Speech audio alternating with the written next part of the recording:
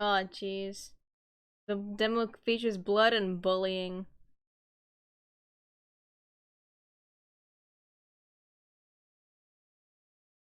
Oh gosh, it's already bloody.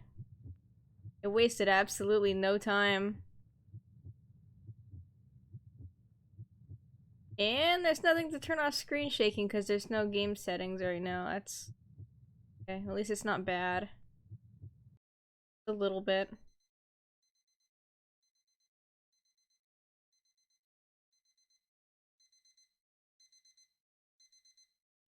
I don't want to turn up the volume too loud, but there's an alarm going off right now in game.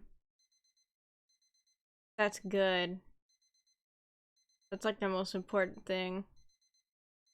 Prioritizing your computer not dying.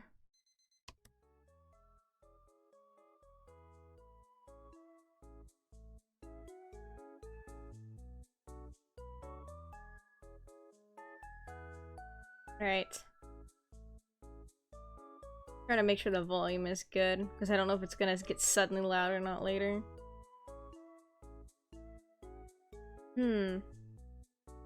Okay, I'm assuming this is the save thing. Make sure we just have a save ready to go. Alright, click. Little paw tap, someone turns off the alarm. Oh, this, okay. Alright, enters the... Face just takes off the... like the text. The story of a lazy fat cat. In the house you begin to hear the footsteps of family members getting out of bed. Come on, get up. So lazy that he will need a hand to help him change things. Your hands. Talk, talk. Still in bed? Hey, sleep. Those who don't get up in time don't have breakfast.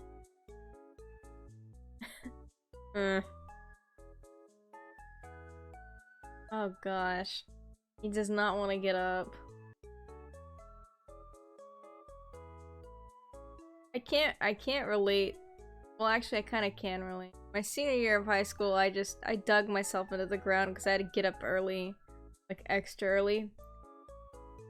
Oh. I can't imagine feeling like this now, though. Alright, I'm going downstairs now.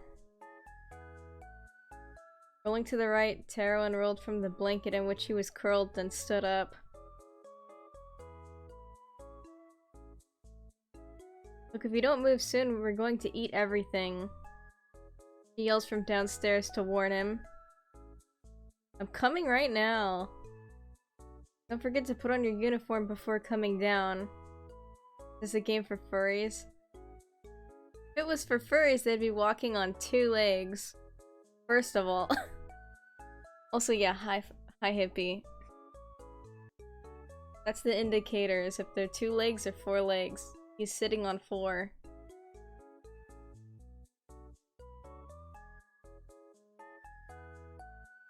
But it's still to be ironed. Already done. What? Sighing loudly, Taro approaches his closet, opening the first door. When did she find time to iron it?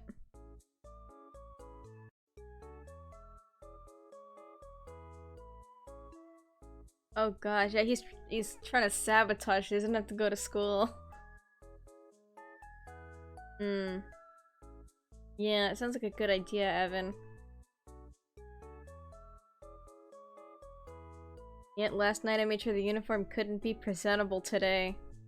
How'd she fix it so fast? I didn't even see her walk into my room. That cat trying to boycott me. Let's call for Taro. Damn, they're gonna eat all the breakfast. Okay. Whispers that disconsolate young cat, and then raises his eyes to the uniform hanging in the closet. Let's start again.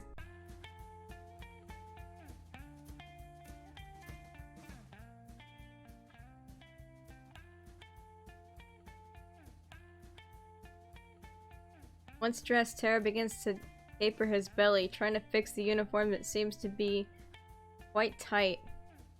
How strange. Last year it fit no problem. Perhaps in the fury of washing it, she accidentally causes it to shrink.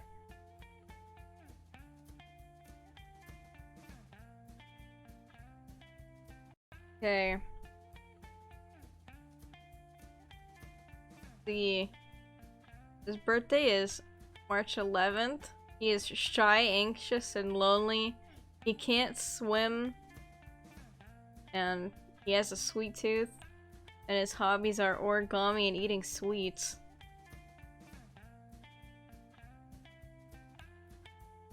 Ooh. Okay. Okay. The game says he's a mega chonker. Jeez.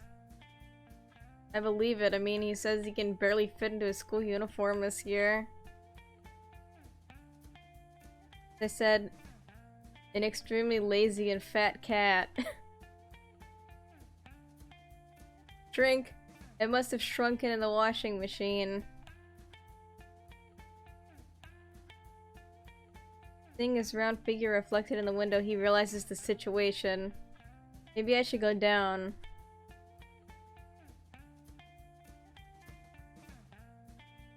Taking you so long. She asks him again as she looks up the stairs from the lower floor. I'm coming!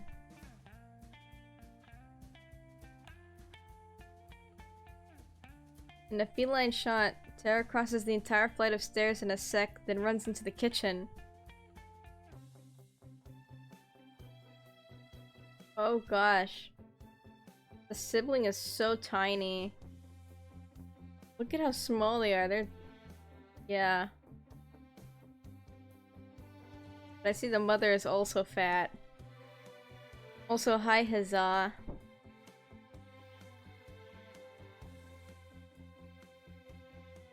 No, this is the story of like a cat that goes to school and gets bullied, I guess. But it's only a demo for it. I don't know, maybe I should you know what? I forgot to write demo. Well, I will put demo. I will put...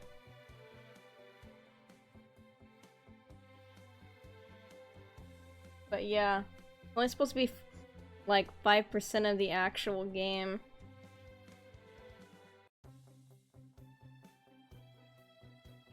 But once he gets into the kitchen, he sees that the table is full of food. It's Taro's family. His mother, his father, and his little sister. Also, I just noticed they're not eating like good food, they're just eating cat food out of a bowl at the table. Oh, okay. Maybe it's supposed to be cereal, but... Oh, Taro, slept well? There's his mother.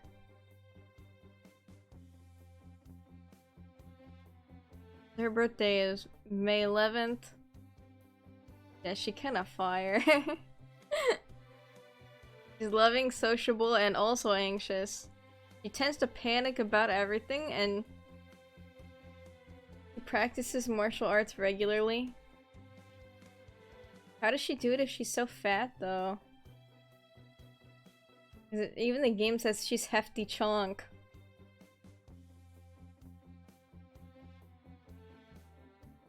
This is his mother. A devoted cat who loves to take care of her family, even though she sometimes uses methods that are a little too strict. Was it all a lie to get me up early? Of course, otherwise who knows when you'd arrive. This is completely unfair. I know, both chonk. What about the father? The father looks like he might be... like, it looks like he might be kind of large. The sister looks like the only one that's tiny. Or maybe it's just because she's young. I know.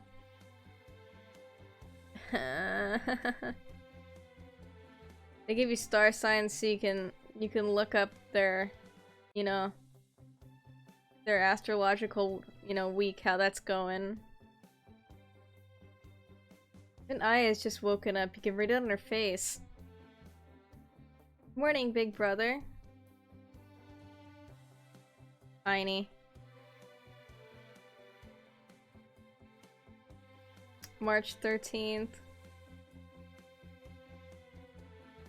Cutie pie, simple, sleepy. Weaknesses, has too much of a fervent imagination that often leads her to getting lost.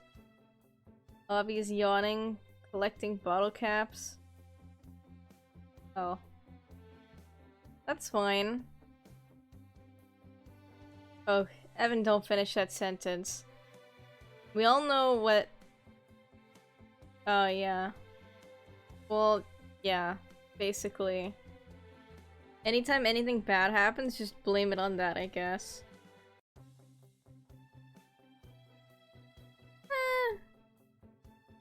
Future Chonk. She's Aya, the younger sister of Taro. Aya, well... is Aya.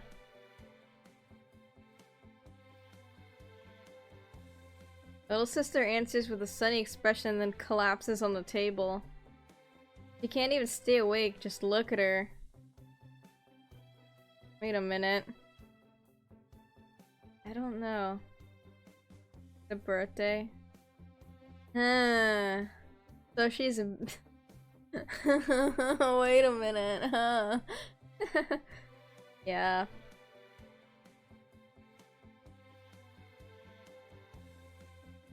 Well, Evan, I guess we're gonna find out if she a bitch.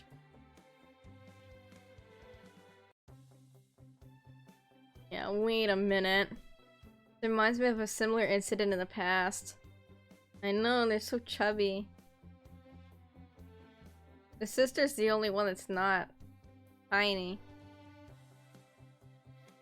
Says she likes collecting bottle caps, though. Do you like collecting bottle caps, Evan? Reminds me of him. Jeez. Similar incident in the past. Sarah decides immediately to look at the clock at home to check the time. It's 6 a.m. in the morning. I had adjusted the alarm for 7:30 a.m. Did you change it again? We had to, you know. You're likely to be late if you get up at that time. But the lesson started at 8 and it takes only 15 minutes to get there.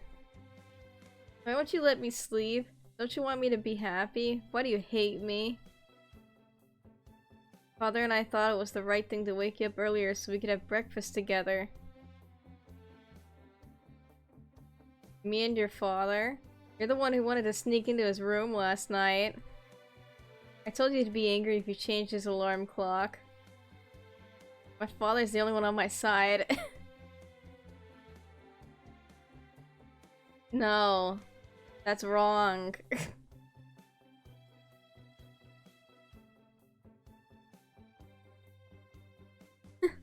What are you saying? Mom slaps her husband on the neck to silence him. Jeez.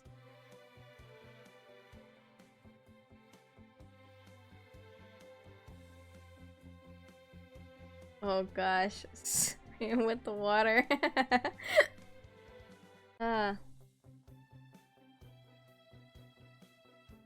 Father's birthday is February 3rd. He is calm, a workaholic, and mild. He works too much. And his hobbies are reading, especially the newspaper, to stay up to date. What, slapping your spouse? Jeez. No. Oh gosh. He has more body fat than Taro? I can't tell because I guess he's sitting. It says that his fatness level is, oh lord, he coming. Aw, jeez. I want to see him stand up. This is Taro's father. Simple cat with a calm soul. Too cheerful for the time he devotes to his work. And you came in last night to fix my uniform. I know. Huh.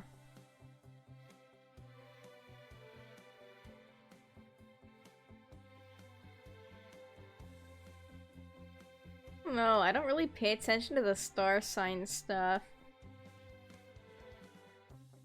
Like, I don't know. I was more interested in it as a kid, and I was just like, whatever. But I didn't, like, look up stuff. I was like, yeah, okay. I don't know.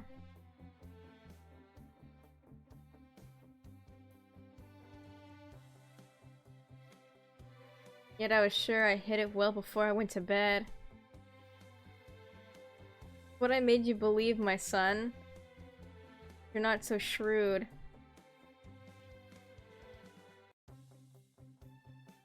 After you dabbled in ruining your expensive uniform, it was obvious that you would eat your favorite kibbles that I left there just before without you noticing. It is even more obvious that you lose track of time by continuing to eat and watch TV. Inevitably ending up collapsed with tiredness. At that point, it was simple to enter. Fix everything. Ironing and cleaning your uniform, storing it folded in the closet. And finally tucking you into bed with a sweet goodnight kiss. Or devilish. Yeah, I don't know. I'm also a Leo, but I think the one thing I've heard about that is that you're lazy. And I'm pretty lazy.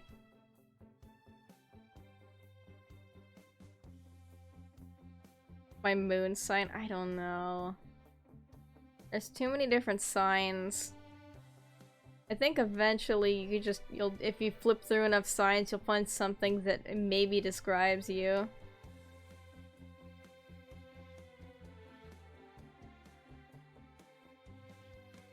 Oof.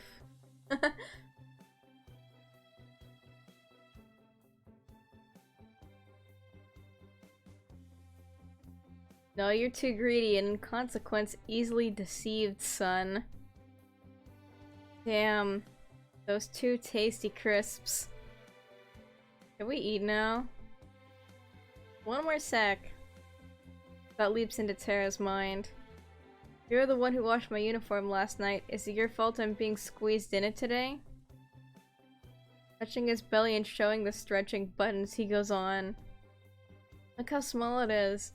This outfit I certainly can't go to Before he can finish the sentence, his mother appears confused while interrupting him. Look. I've never washed your uniform.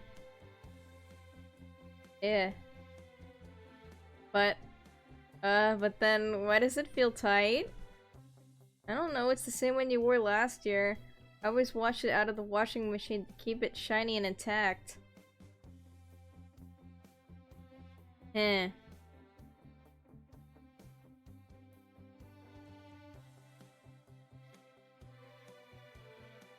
Oh, I understand. Really amazing how tight the clothes become in the closet. Mm-hmm. Of course. Have breakfast. Realize he's getting too fat. Okay, I see how big the father is now. Jeez. Sitting down and waking little Aya from her sleep, they all put some crisps in their bowls. Yeah.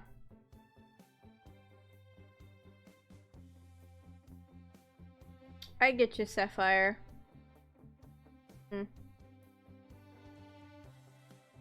At last. One by one they throw themselves on the varieties of food on the table. The little munching Tara looks around with ease, saying, So... Time do you think you're going out? I don't know. Dear, what time had we agreed to? She asks husband with an innocent look. If I'm not mistaken, precisely when they've all left the house. What? Why? Because we know you, and we don't really think about leaving without making sure you went to school. That's why you woke me up so early? Sorry, Taro, but your dad starts working early in the morning, so... I want you to be out exactly when he goes out. Dad goes out at 7:15 a.m. What will I do all that time outside the house? That's your problem. You could go the longest way so you could take some morning exercise. What? Exercise? Dad, please say something? Something. He really does not want to be involved in any of this. He's like, let me eat and go to work. Damn, Dad. There yells in a dry tone as his father giggles under his mustache. Do you have a I don't even see a mustache. Maybe they're gonna draw that in later. Suspected you were going to skip school today and we can't let you get into that bad habit again. You had a little too many absences last year. But on the first day you almost never do anything, and then school starts on Thursday. What's the use? Saturday is the last school day of the week. I might as well start school next Monday, don't I? No. Oh, you know what? That's true. I don't see them drawn on them, though. There's no whiskers on these cats. At least in these, like... These specific pictures where they're not, like, close-ups. There's no whiskies. But, Mom... No buts. This is your last year and then mandatory school will be over. You should be glad that you'll be out soon. Burst of joy. I'm sorry. I know you're sick of that school. It's all very different from when we were in the country. It's important for you to take part in all the lessons. Your mother's right. You can't slip into that bad habit again. This year you're going to be in the class more often. Hurrah! I can't understand why you act so sarcastic. Okay, it's not the school of your dreams, but it remains the best in the city, and it could open many doors for a future job. And more... Doesn't make me feel like going. Taro answers, interrupting his mother.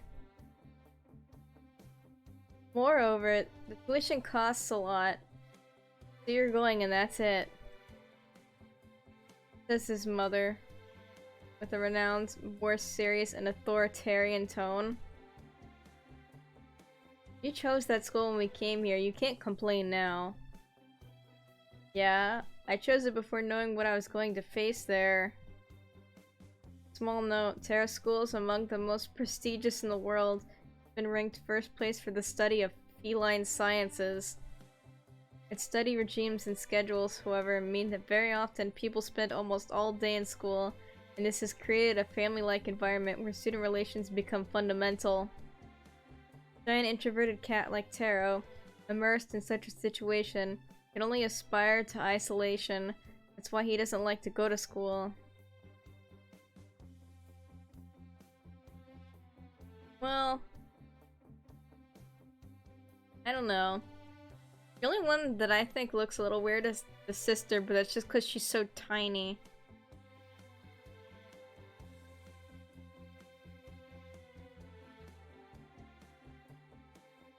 I like going to school. Little Aya mutters, breaking that moment of tension. Yeah, I know, she's so tiny. She looks like an actual house cat, and the rest of them look like giants.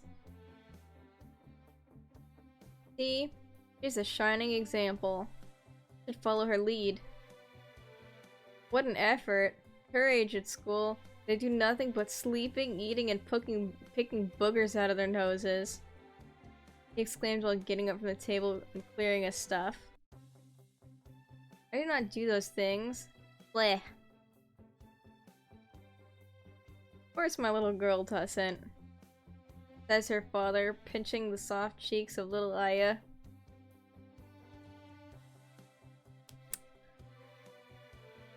I don't know.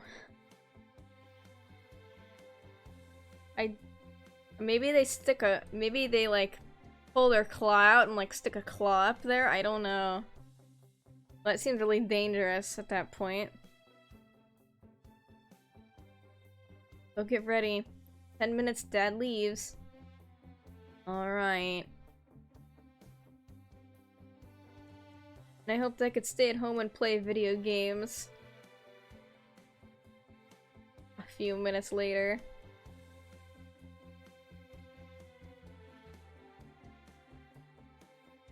Both his father and Taro head to the front door, each with their bags on their shoulders.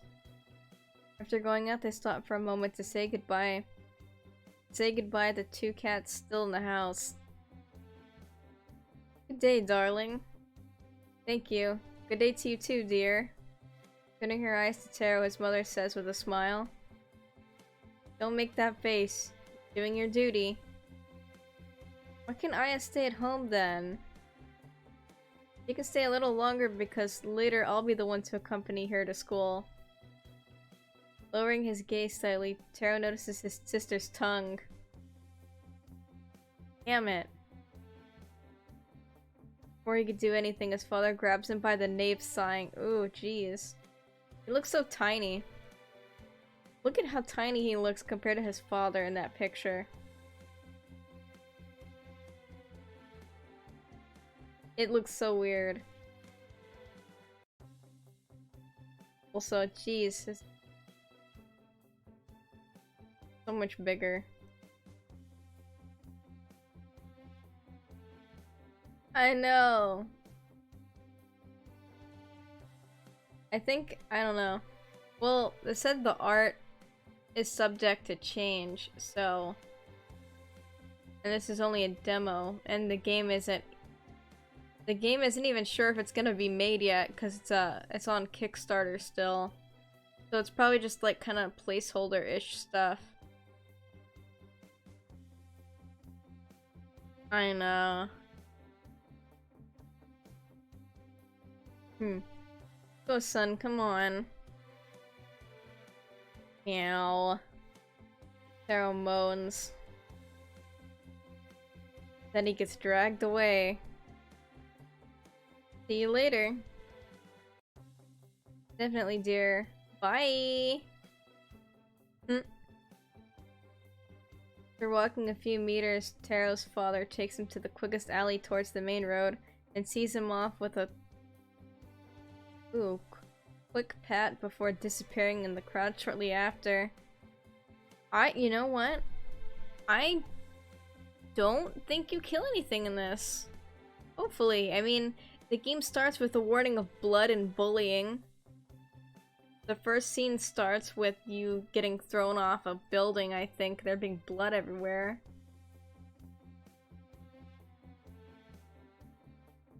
So there's some almost killing. Probably. But I don't know.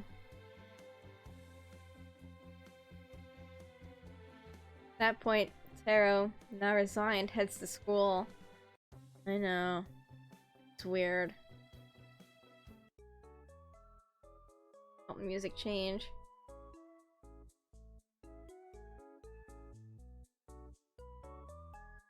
I'm out here now. I don't know what to do with all this time. Why do I have to go to school today? I had a nice plan to get mentally ready to go back to class next Monday. I would have spent the next few days hugging the warm blankets of my bed and have the pleasant company of video games. Topping it off with the new episode of that series that I started watching last week. Ugh. Would have been really nice. Thinking I have to go back to that class. Damn. I think of how different it was when I was in the country. My old class, quiet, serene village, and the carefreeness of that place. Quite a year since moving to the city, Taro still struggles to adapt to this environment. City cats are cold and distant towards newcomers. The complete opposite of the warm country village from where he's from. Right now, I even miss the times when my grandmother chased me with a spray bottle for stealing those school cookies. Oh jeez. Cats spray themselves in this game. Since Taro moved— oh jeez. The text just auto went by itself, I didn't press it. Oh, never mind. Hey, I'm already explaining it, okay. This is my duty. I'm capable of doing it on my own. It's fourth wall breaking. Your narration is dull. It's my story. Okay, suit yourself.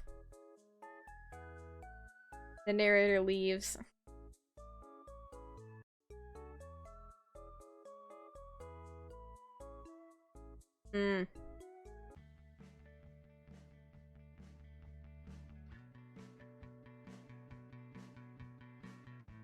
As I moved, everything has changed. Thought it might be a good experience since my dear friend Joe had also moved to the city just a year before.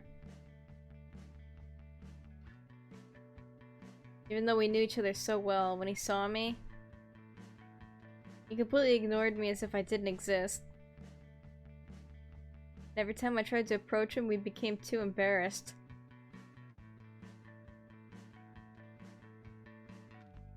Till the obvious result. Now we're really strangers to each other.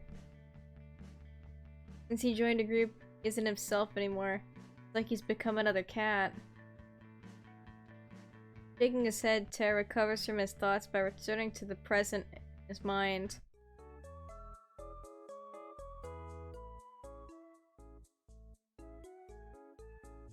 I don't have to think about these things now. I'd better hurry, I don't want to be late. I need to ask one last thing. Tell me. Joe lives in the same area as you, and although you both take the same route to school, you two haven't crossed paths once. Isn't that weird? Weird. I crossed his path in the first few days of school, but it got embarrassing, so I preferred to avoid it. From there on, I've always left the house at a time where I'm sure I won't get in his way. Are you serious? What? It's easier that way. I better move so I'll get there in time to choose a good place to sit. Ugh. Suddenly he remembers the instructions given by the school's vice principal about the places in class. The places. I completely forgot. This year the places will not be chosen by the students. It was that old witch of a vice principal who said that the place would be decided by teachers to prevent counterproductive groups from forming. I was so happy school was over and that the winter holiday started that it slipped out of my mind. If you're wondering here, school starts in January, not September. Don't ask me about it, I think that's crazy too. Now that I think about it, the piece of paper with the assigned seat should still be in my pocket of my uniform. He says to himself as he begins rummaging the pockets. Not this. Candy wrappers. Chocolates. Little Aya's stuffed paw. Ah, here it is. Last year I was in seat number 25. This year it looks like I'm going to be at number 19. It can't be. That's not fair. There's no... Can't be that.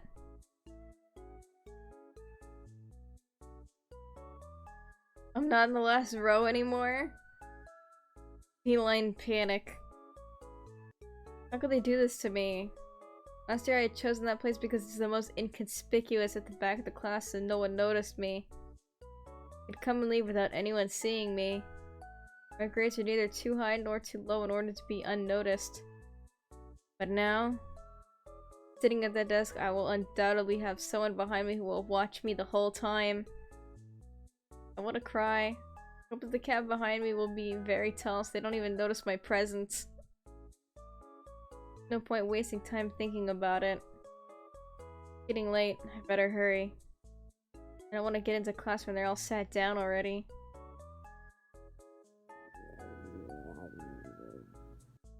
Stomach growls as soon as Taro begins to walk. What a pang to the belly. He just ate! How's he hungry already? Like, I get getting hungry like 2 or 3 hours later, but like... Dude, it's been like... Like he just left the house, come on.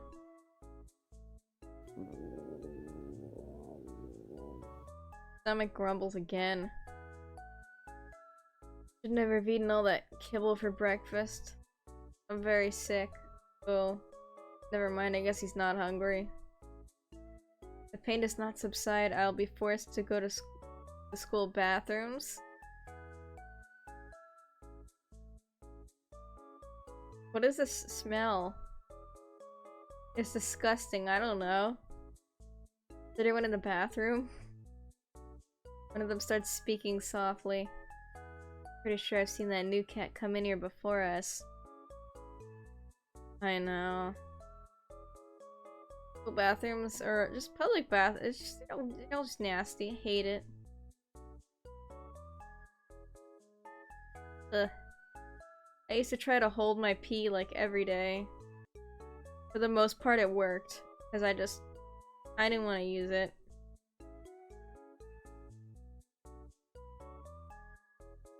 Ooh, the one from the countryside? Yeah. Must be him. He has the face of a diarrhea sufferer. Ugh.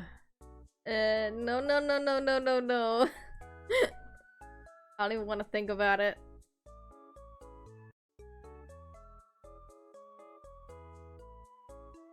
Yeah. No. I used to like hover above the toilet for a while and then I stopped caring. I know, the diarrhea kid. Eh.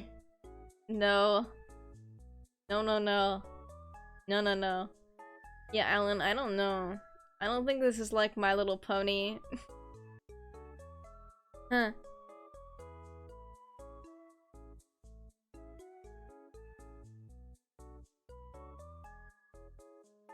All I have to do is resist in the hope that my stomach won't make too much noise in class. You know what? I would rather deal with my stomach making noises if I wasn't in pain. If you're in pain, then you kind of don't have a choice. It's situational. Huh.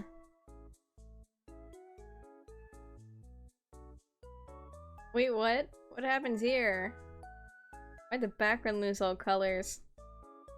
Was this the scene that was added in last and one where we couldn't afford all this art? Stomach grumbles even louder. I can't waste time on these things. Better hurry, I might be late.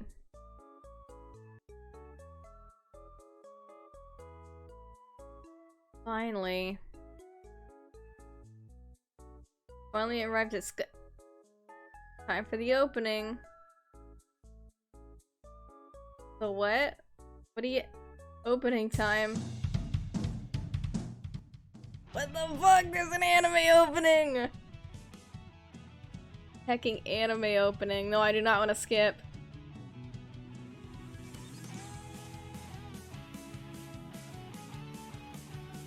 This is what they blew the whole budget on.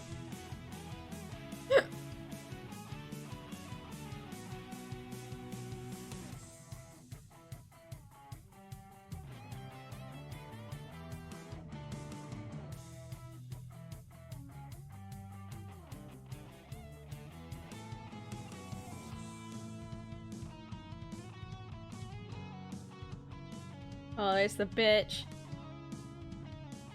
Hmm?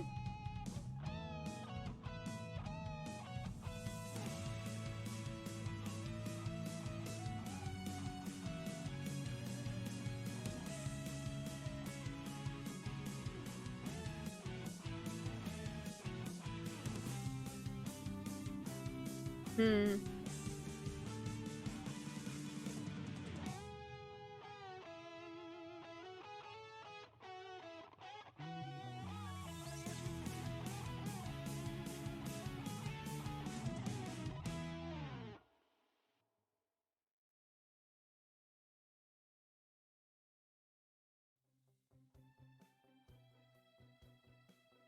Yeah, so that's where the budget went.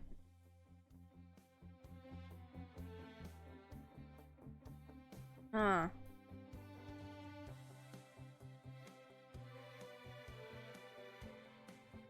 Hey, I was not expecting that.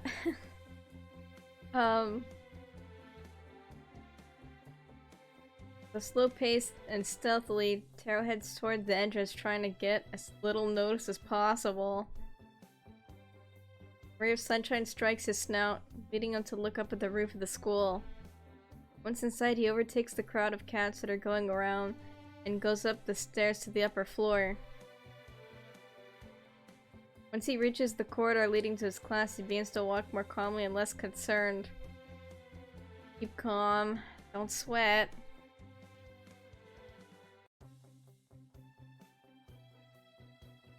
Nah. It looks like they put a lot of time and effort into this already. I mean, things obviously are subject to change, but it looks like, you know, at least so far, they've done quite a lot. If you move slowly, they won't even know you're there. Oh, that hurts. I have to sit down urgently. Damn, there's a lot of cats already. I hope the class isn't already full. While walking, Taro notices a group of cats standing in a circle. By the way they mumble, they seem to be looking at something in particular. Did you see what happened? Wouldn't it be better to call a teacher? Sure, you crazy, don't make yourself be heard. A bad situation.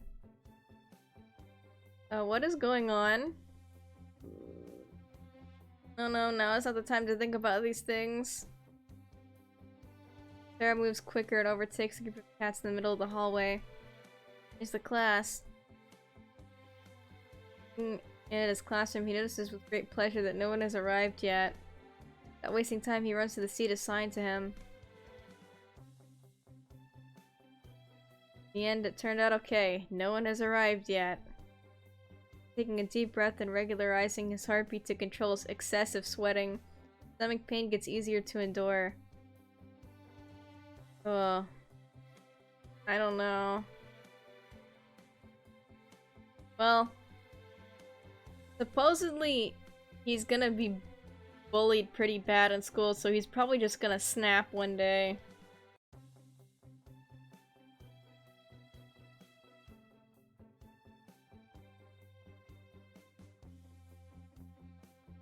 Have to hold on for the next few hours. Hey, you! Oh gosh.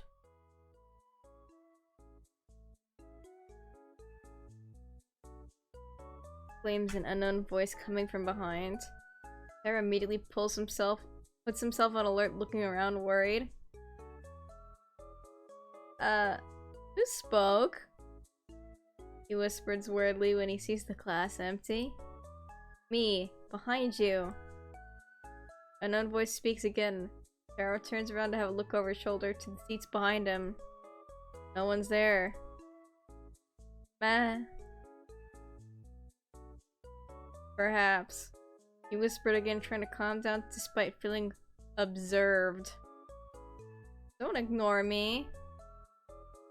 Here the voice was heard again, but before she could finish the sentence, the bell rings and all pupils enter the classroom and sit down at their proper desks.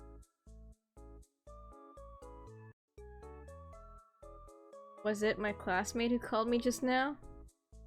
Bell's not rung and I can't turn around anymore. What do I do? A warmth of embarrassment pervades his body when he thinks there's no solution to the problem. Better to pretend there was nothing. Maybe it wasn't even me she called. It's going to be a struggle to calm down before my tummy ache comes back. Also, I just noticed, if you notice behind him, it looks like there's a really small cat with piercing red eyes. It's a demon cat.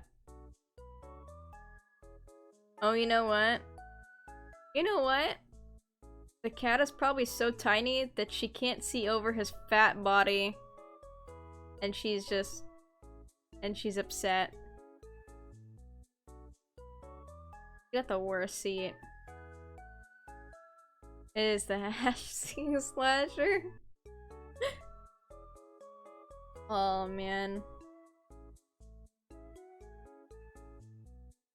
Yeah, I don't know. It looks like they have a weird... I was thinking it was like a weird graduation cap or something. I have no clue what that is. Maybe he doesn't have ears? I don't know. I'm assuming these are gonna be drawn later. Unless that's just the look they're going for.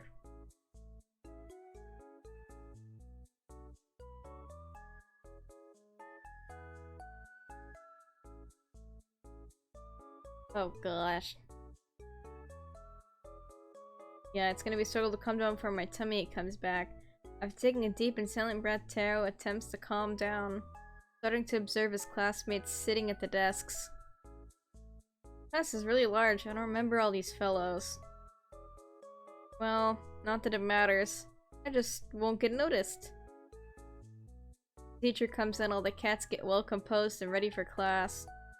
Good morning, everyone. I hope you've had a great winter holiday. Take out volume 2 of Feline History and open it. Page 4. Not wasting time at all, the cats pull out their books, including Taro. Weaving through the index of the book, he begins to read the arguments. They all seemed interesting and simple topics. Seems that for this year it will not be a problem to go through history. Well, that's one problem less. Taro thinks going to page 4. Taro thinks going to page 4 as was required. Soon after, something hits his ear. Staring a spot to his head and scratching it without making a noise, he heard nothing but... Oh gosh, that face. As soon as he looks at the bench, he sees an eraser. Already throwing stuff at him. Huh? How did it end up here? Does it mean I've been walking around all day with an eraser in my ear? Looking around, he notices that his companions are following the lesson normally. Seems no one noticed. Bench, they mean desk, I guess. It's obvious that they're gonna have to fix some spelling and grammatical things with this. I don't know. He thinks to himself, sighing. However, I keep feeling watched. But what could I have done to gain attention? Maybe I'm worrying too much. Oh gosh, the ominous aura behind him. Oh. He pissed off the cat just by being fat. Ugh. Harry shakes his head and pays attention. At that moment, he overhears some of his classmates whispering. See what happened in the hallway? Yes, it seems that this year you will not be able to rest. Even on the first day of school, they stood out. Lower your voice. Do you want someone to hear you? Enough with this buzz. Go and make this noise under someone's window, but not here. During class, you pay attention. Screams the teacher, slamming his paw on the chair and making all the students shut up at once. Gosh, I love the faces he makes, jeez. Made my tummy ache again. Taro tries to relieve his pain a little by thinking about the words of his classmates. What are they talking about? He thinks, a little confused as he continues to follow the lesson. What's funny? Yeah.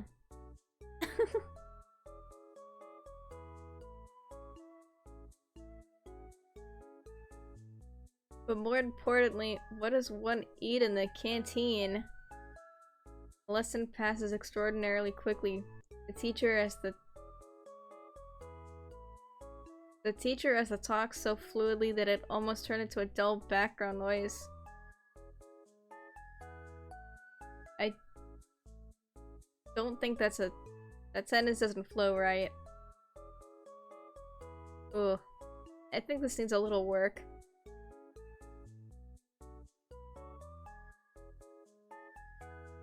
I have no idea. The gold grill, like a grill to cook with, or is grill slang for something else? What is a grill?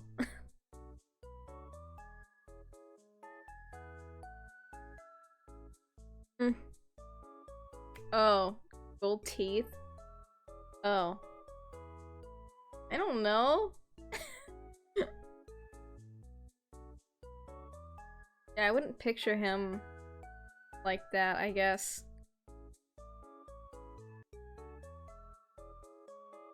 Time at all. The mid-morning bell rings. Drin. All the pupils in the class go out into the corridors and go to the school canteen. Jeez. As soon as they all turn around, Taro gets up too. The sound of this bell, all cats in the classroom must head to the canteen for the lunch break that lasts an exact hour.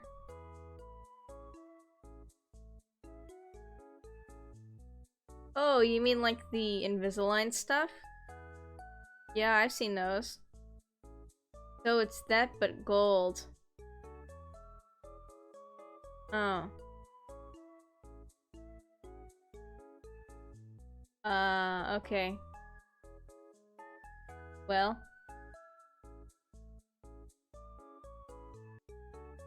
After that, they go back to their respective classrooms to finish afternoon classes.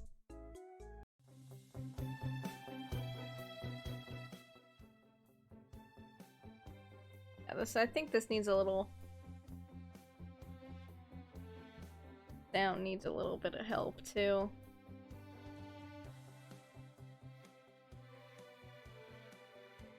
Like it mattered to someone to know their school schedule. Hey. An unknown voice exclaims again. Again? Ew, yeah, that's gross. That's... Ugh. Wipe that shit down, I don't want to touch that. Gross. Again? Thought of turning around to see who it is. Cat crowd, however, did not allow him to look very far, and the students who passed him close did not seem at all interested in him. Believing he had imagined it, Taro turns again to begin walking towards the canteen. Creating unnecessary paranoia for myself. Nobody's calling me. Walk straight to the canteen to eat.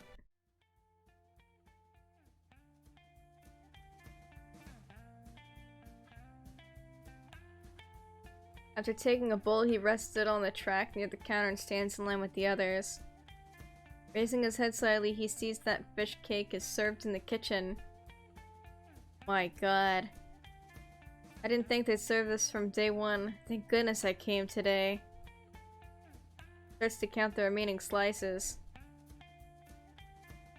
2, 3, 4, and 5. 5 slices in there, 4 cats ahead of me. Perfect. Even if each of them were to take the fish cake, in the end I'll still have a slice. And I thought today was going to be a bad day. Oh gosh, here comes the asshole cutter in line. As Taro's eyeing the meal with delight, a cat passes him, slipping into the row as if nothing had happened. What? Jumping the line? Keeping his eyes on the food counter, he contemplated on how to deal with the situation. What am I gonna do? Face him? Maybe there's still a slice of fish cake left. I need to start an argument. I'm curious. Taro can't look other cats in the face. It seems that a direct confrontation with a fellow cat he does not know is one of his worst nightmares. Is that necessary to say? Of course. It is my duty to tell and explain small details of the protagonist of the story. Do you really need to mention every detail? And how do you hear my thoughts? I know everything.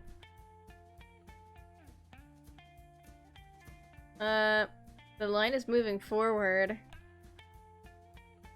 Thinks the soft cat and brings his attention back to the fish cake. The line kept flowing and the school cook and the canteen continued to serve the students. Here's the fish cake.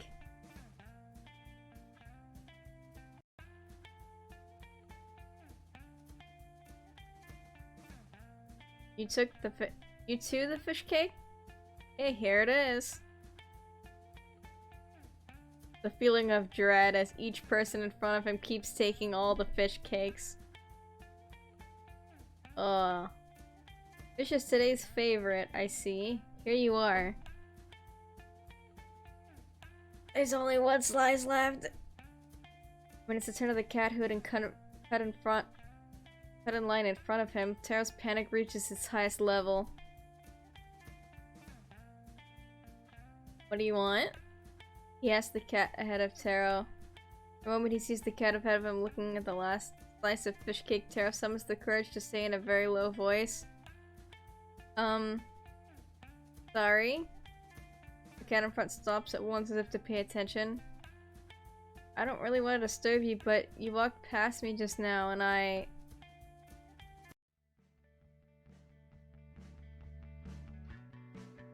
Before he even completes... I know, the legs are tiny.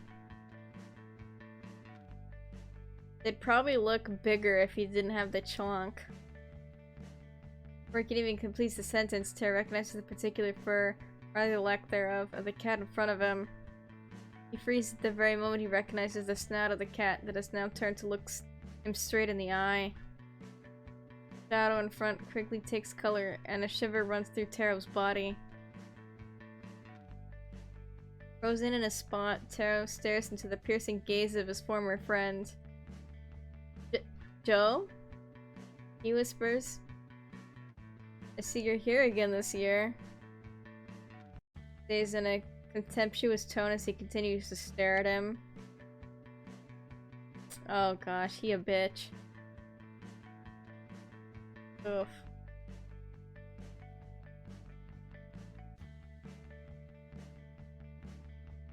Birthday is May 28th. He's reserved, quiet, and not very friendly. He has very little self-confidence, and his hobby is watching TV. Ugh.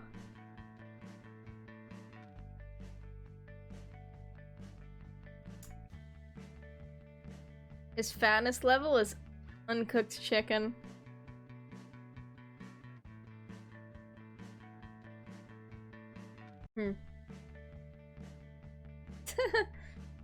I think part of it is also because he's like, you know, one of those Sphinx cats. So he literally just looks like raw chicken, too. He can't help you, bitch. I don't know. That Taro already mentioned him, but I still have to do this. This is Joe, Taro's former friend. He's a reserved cat who likes to be alone and not get noticed. He almost always looks like a cat who is totally impassive, almost as if he feels no emotion, except when he crosses paths with Taro. Seems to be the only one to make him really angry. Taro, however, has no idea why.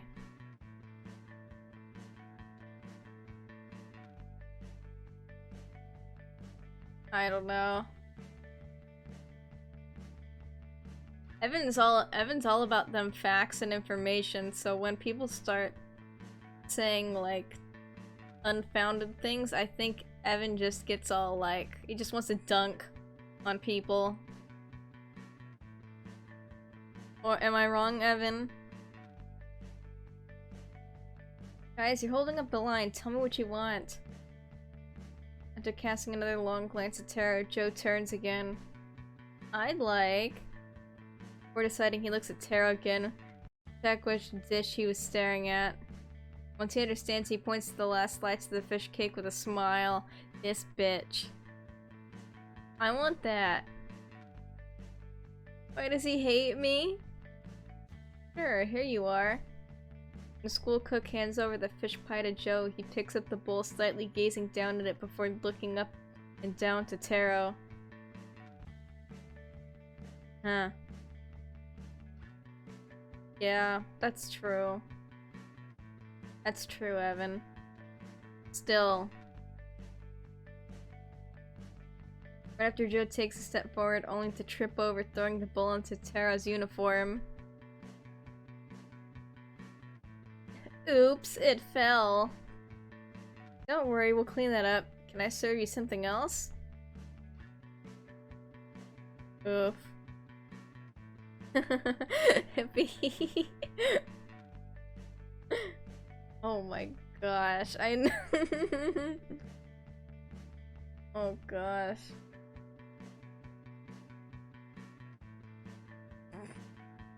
Evan.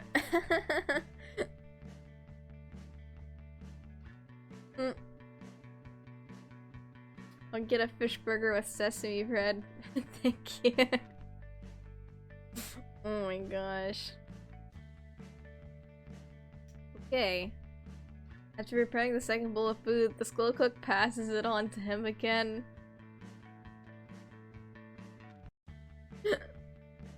Ah. I know. You guys are too good at this.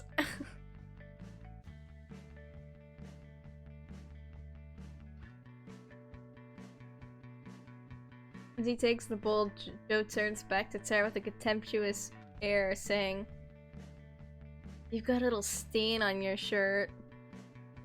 Then he leaves.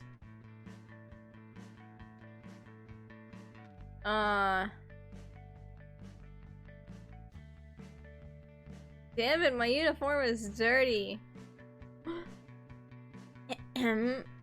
What will you have?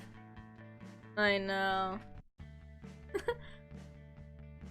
Waits to spit on what?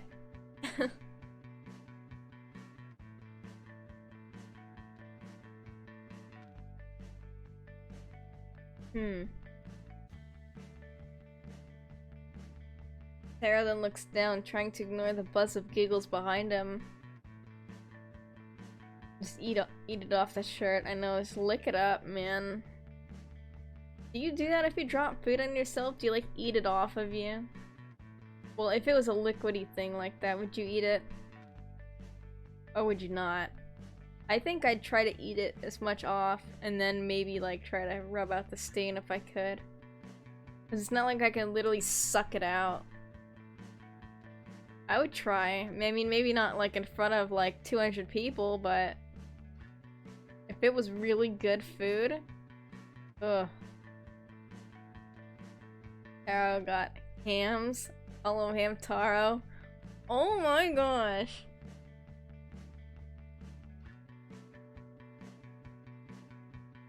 Alan.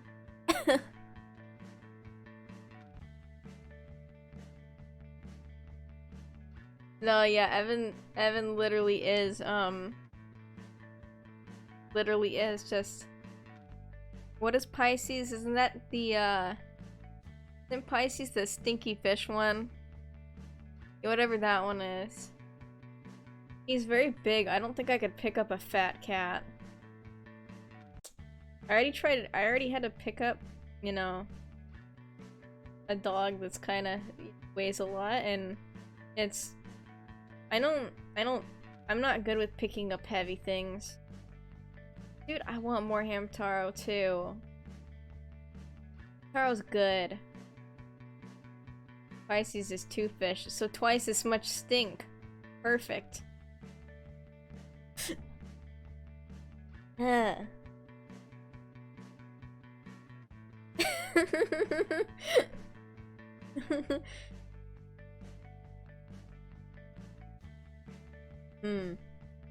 Taro's like, I don't want anything. I'm done.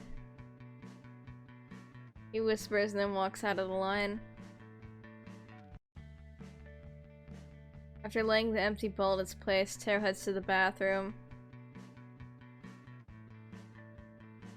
After several attempts at washing away the stain with water, Taro pauses to check the result. Nothing cleared away. I just made it worse. I believe that is what Evan said. He thinks heartbroken as he looks at the stain spread over his uniform. I wonder why he had to act like that. Suddenly he hears the sound of the bathroom door opening. Better get out of here before the break ends. Standing on his paws, he presses the drain button. Drain button?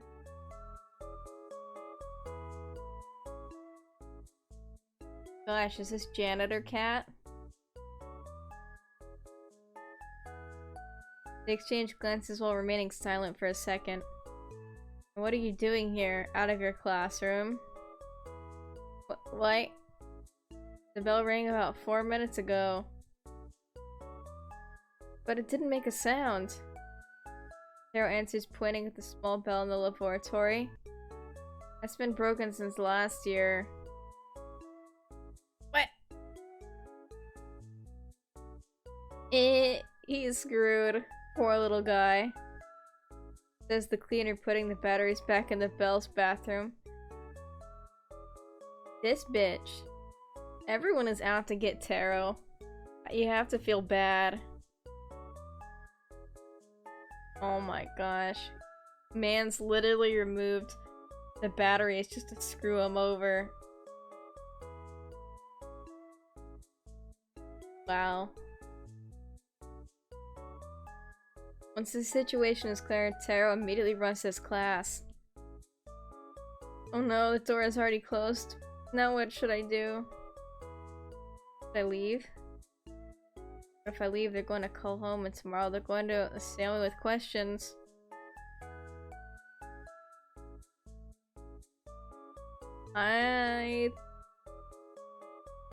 Sapphire, you've never seen it? I've always seen it. This cat is extremely anxious. But can you blame him? Everyone is out to get him.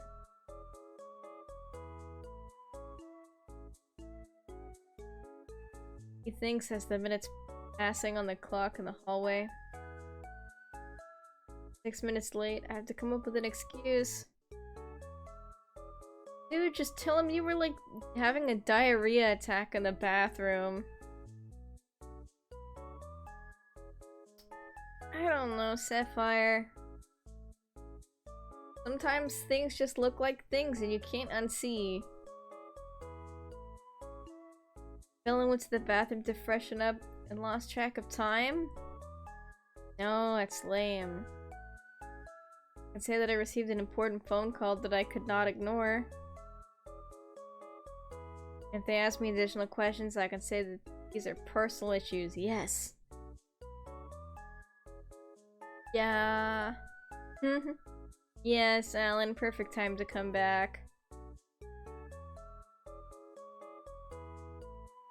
Oh gosh. Ugh. He's got the shape. He's got that shape and he has the tentacles. He has both. So ooh. Okay. Yeah. 7 minutes late. No, I'll scratch the door. Don't tempt him. Yes.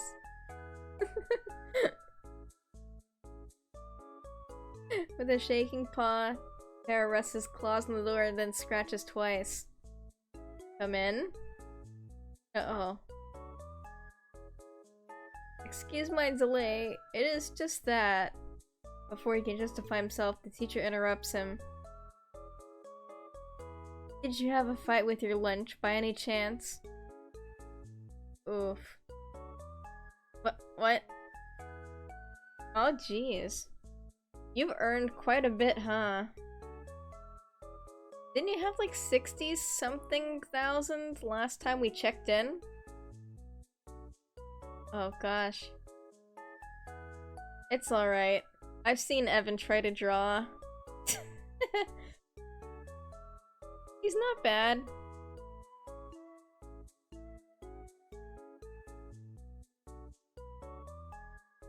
What? A background laugh rises throughout the class. Dude, even the teacher is roasting this kid. Yeah. I'm surprised. But you're here like all the time, so it makes sense that you'd gain back so much in like, I think a month's time. Oh, jeez. Can't get into class so late and in a dirty uniform. What happened? Suddenly Tara thinks about what happened in the canteen.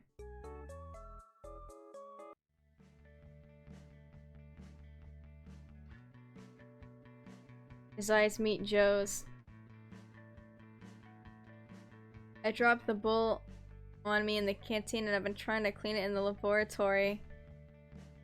I understand. I'm trying to blind eye this once, but try to be more careful. Alright, I'm sorry for being late. Go sit down now. Sure. Tara approaches his seat. It feels like all eyes are turned toward him as he sits down in his chair. Well, let's go on. Open your books on page 10. The rest of the afternoon passes in a rather quiet way. The day flew by fast after what had happened. Tara couldn't wait to get home. At the sound of the last bell, he stands up with the others to get out as soon as possible. I just want to go home and sleep now. Hey you, the latecomer. Wait. Hearing that voice again, he suspects it's someone who just wants to mock him. Ignores it completely and goes on his way.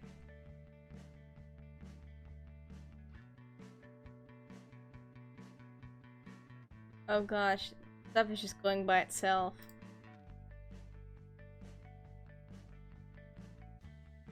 At a slow pace, he finally gets home.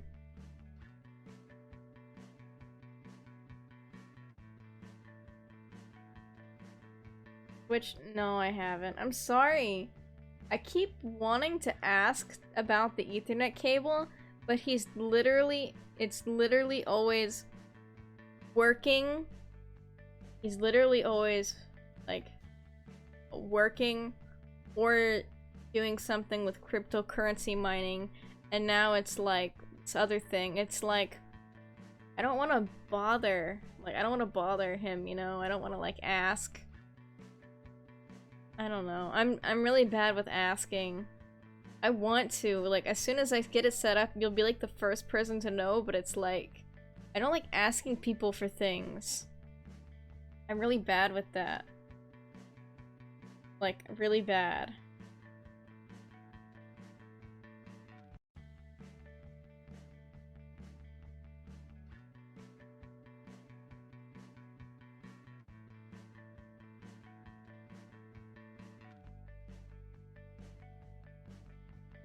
Yeah, I know, I want to, I'm too nervous to ask.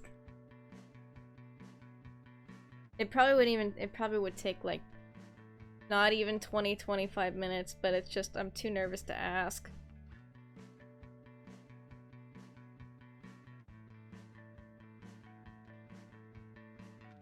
Taro enters the house quietly, letting out a loud sigh. Just wanna sleep now. Quietly, Taro tries to sneak past the kitchen, but his mother spots him. Hello, Taro. How was today? How was it today? Marvelous. What happened to your uniform? Alright, I dropped a bowl of food on it today. Sorry, Mom, I know you just washed it. Having finished speaking, Taro tries to keep on walking. Noticing the son's disconsolate tone, his mother decides to leave the stain issue alone. Don't worry, leave everything in the bathroom. I'll take care of it. Thank you, Mom. Taro answers while heading to his room.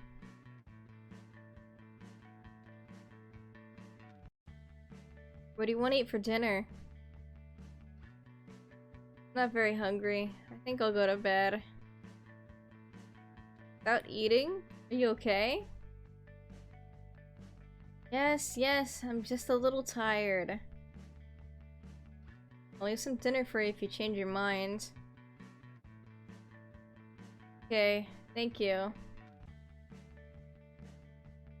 After leaving his dirty clothes near the washing machine in the bathroom, Taro puts on his pajamas and then lies down for a while.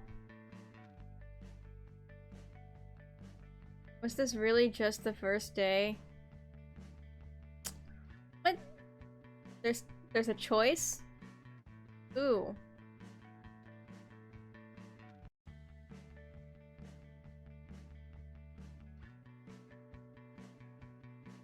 I feel like going on the internet at such a low time is not a good idea for him.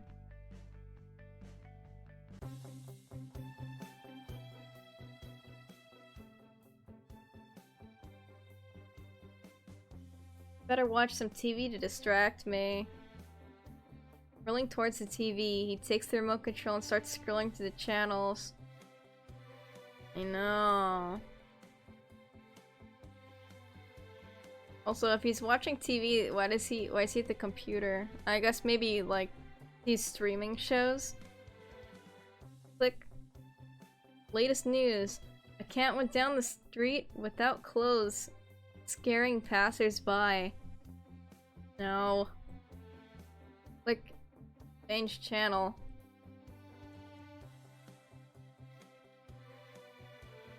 Oh my gosh.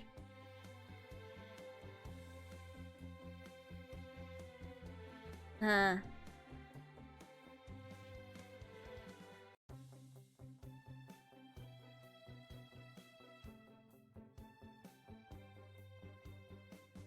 Well. Oh my gosh.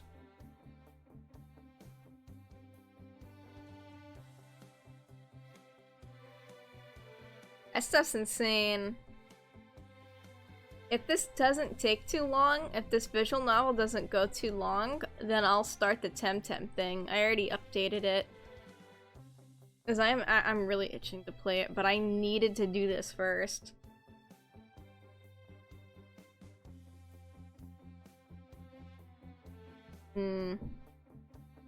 Chicago Cats scored their 7th win today with Oh, I know.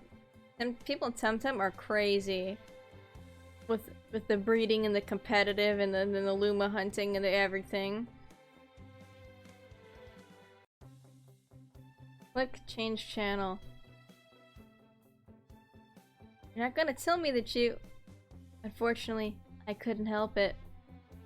Among all you could do, you eat that very, very last bowl of kibble. He was stronger than me. Press the info button to read the movie title. Kibble Cat. Flip, change channel. Honestly, I would tear down that wall to create a much brighter open area. Yes, but then where will I put the scratcher? Click, change channel. Extraordinary offer. For God's sake, no! Click, change channel. I don't think this is helping. Now the winter holidays are over and some cats are already looking at where to go next summer. I don't know.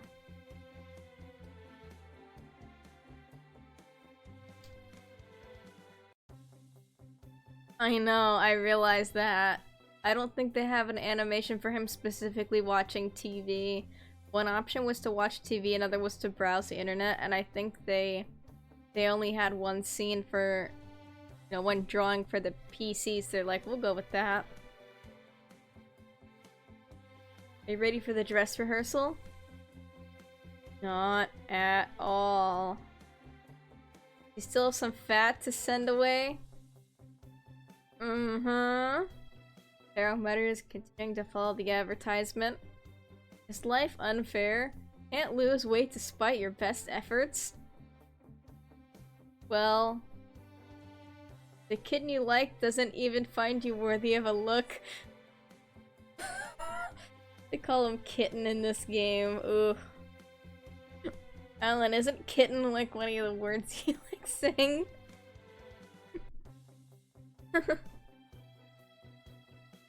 Oh gosh. In this world they use the word kitten as a term of endearment unironically. Oh god, I wouldn't say. Is your name Taro? What? Then we have the product for you. The Dechonkerator. If you want to end your loneliness, buy the Dechonkerator and you won't regret it. What the hell? Buy now. Want to make your dreams come true, become the most famous cat in school, and prevent your family from dying? Buy the Dechonkerator. Oh my gosh. Sapphire, there is death in this game. To prevent my family from dying, or maybe that's just part of their sales pitch. I know the targeted advertisement, jeez. Oh gosh. I fear it becomes like that bad one day. I don't want these like candy companies knowing my name and saying it. It's already bad enough. We don't need it to get worse. Ah, death and murder. Well,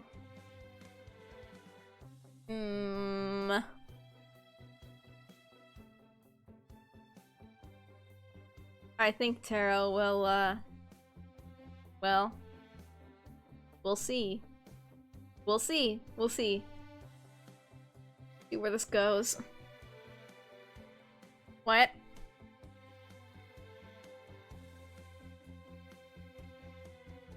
Shooting like a spring, Tara rises from the floor and stands up.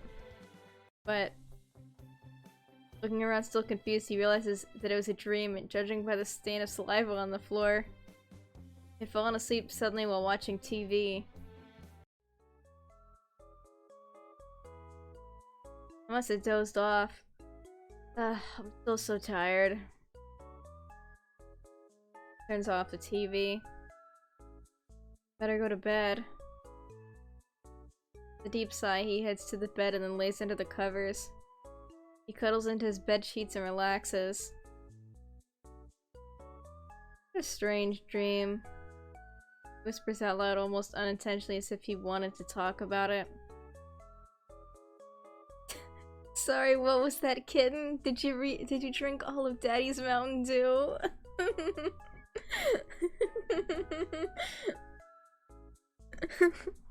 No. In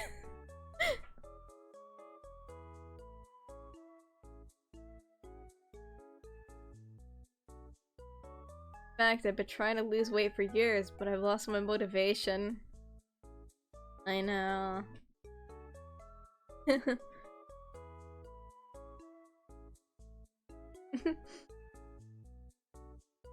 Yeah.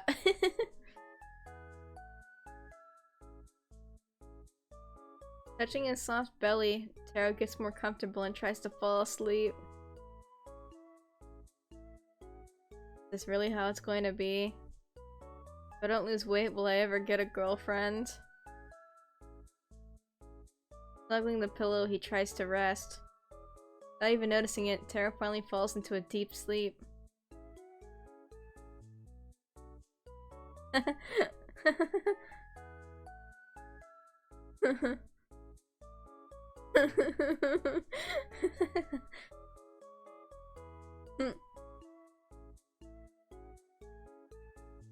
Oh gosh.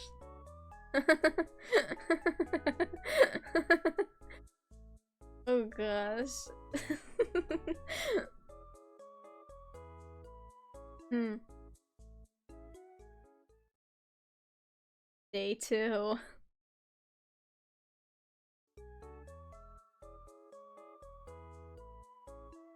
Beep beep beep beep beep beep beep.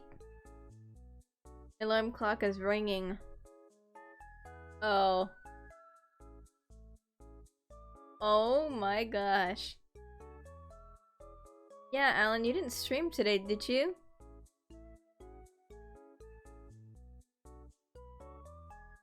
Raising his head, he groaned slightly after realizing he'd been dreaming again. Yeah. That's good. Break days are really important. Fantastic. Stroke of the paw, he turns off the alarm. Huh.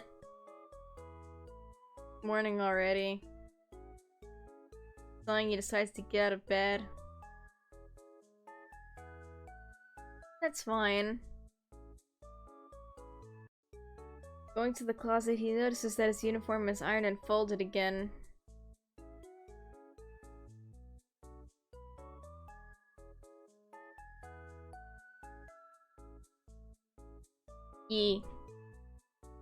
Ironed and folded it again.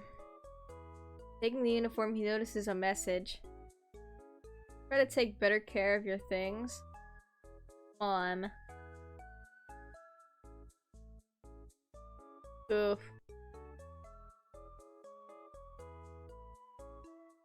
Wait. I did not. Sapphire. I did not. I did not. He's lying. He's lying. It's just like that. He wants me to fall asleep on stream, and he wants me to get hiccups again on command. No, it was not. I did not. I did not.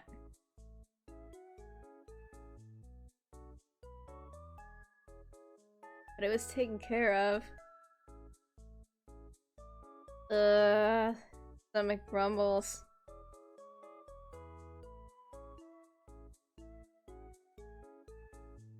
Oh, I'm Where? What are you guys talking about? You guys just like making up stuff.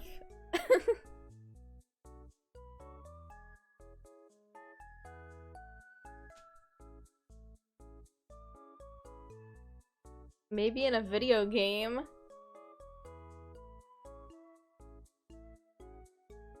Oh no, I play too many games. Ultra Inst- What does that even mean? I don't even know what that means.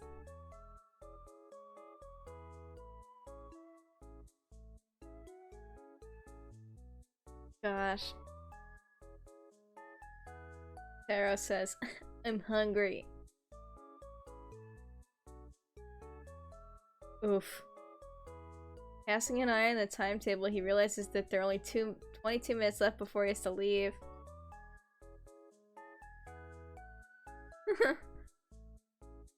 Strange. Wake me up today. Ron. Stomach grumbles again. Mm-hmm.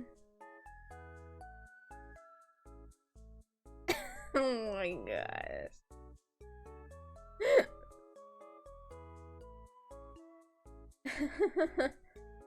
Mm-hmm. Better move.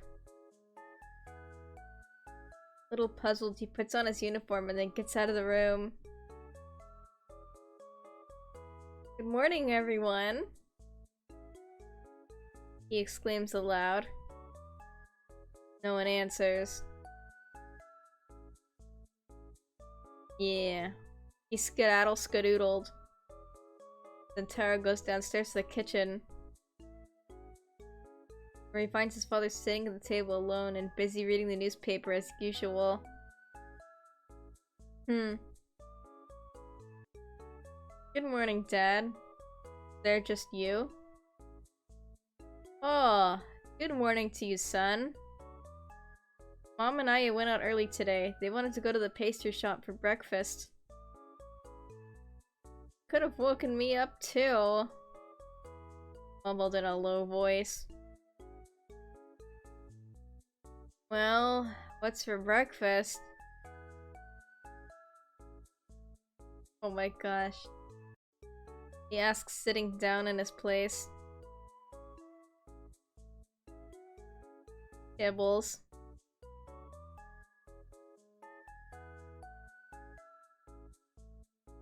Oh my gosh.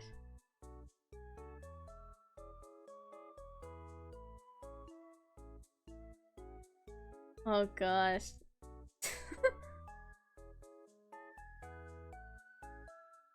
I could not beat anybody up. Mighty sure, but because I have nothing to compare her size to while she's on stream, my brain doesn't believe it.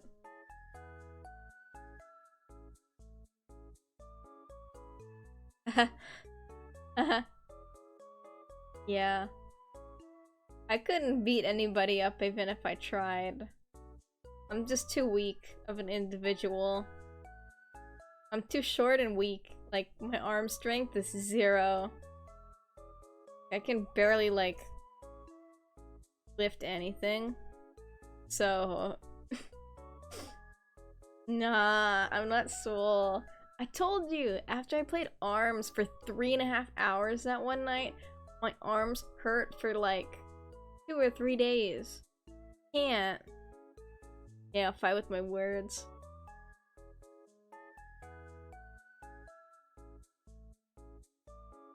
No. ARMS just gives me pain.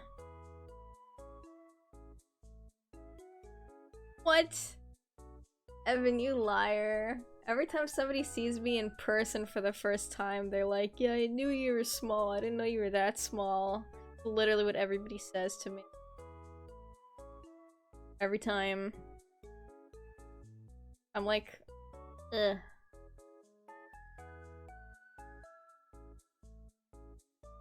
No, Evan's like, what are you, like, 5'9"? Something like that.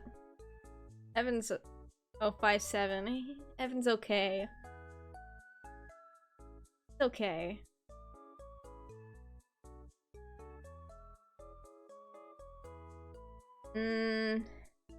They're the ones I prefer. The good ones. Taro?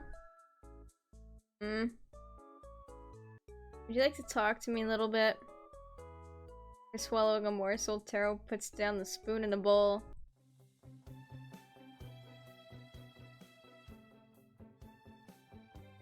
What do you want to talk about?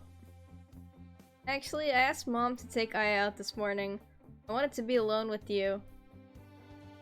Dad, I don't need to. No, son, just one moment, please. I don't want to look like an oppressive or overprotective parent, but...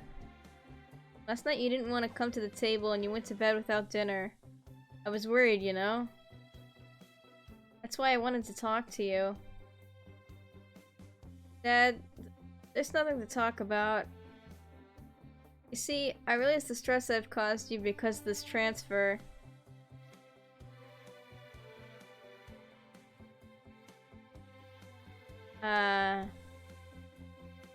Well, I mean, it's only Wednesday. You have plenty of time to get another Luma. I wouldn't sweat it at this point. I wouldn't sweat it until it's, like, Sunday night and the beads are, like, drenching the rest of your body. That's when I'd worry.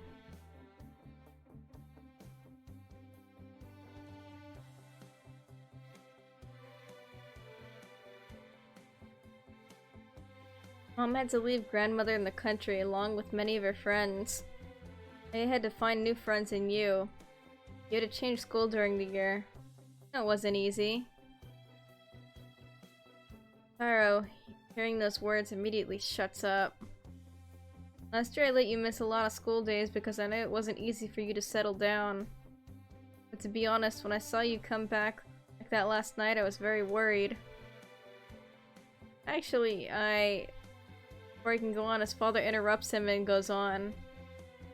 I'm really moved because my company offered me a chance to take my career a step forward, Taro. That means a better, well-paid position, more comfort for everyone, better education, a better home. I wish to give you everything I could not have. But all this would lose all relevance if living here meant making my family suffer. See what I'm trying to say, son? I think so. Things become unbearable. I want you to tell me about it. Because then we'd go back to our old town immediately. Do you have problems in school? Is anyone harassing you? Yesterday with the uniform and such. Taro's gaze rests on his father's worried expression. Well, many years ago. Oh my gosh, he's so cute. He's so tiny. Am I really going to have to go to school this year? Of course, you're the right age now. But you didn't go. Well, it was a different time. If I had had the chance, I would have gone. And what would you have wanted to do? Love how he's really fat even back then.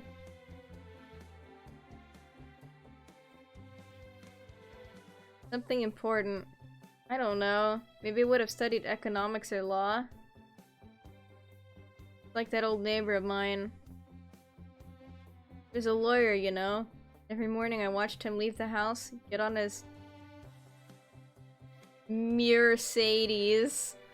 What a classy car.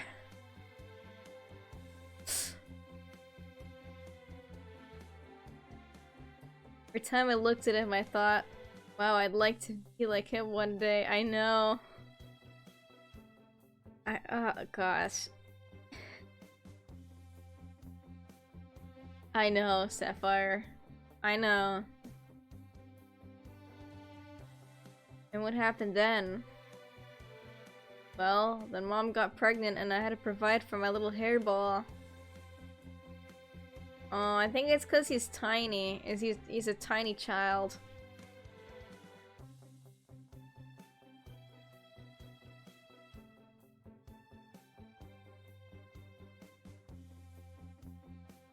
Well, after such a speech, Dad, it's even more embarrassing for me to answer you. I can assure you that it's nothing important. I think it's like when little kids like to take off their shirts.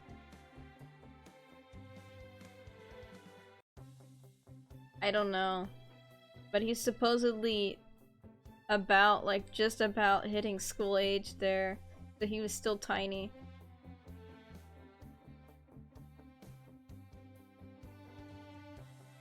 You just have to be honest. I'll take care of the rest.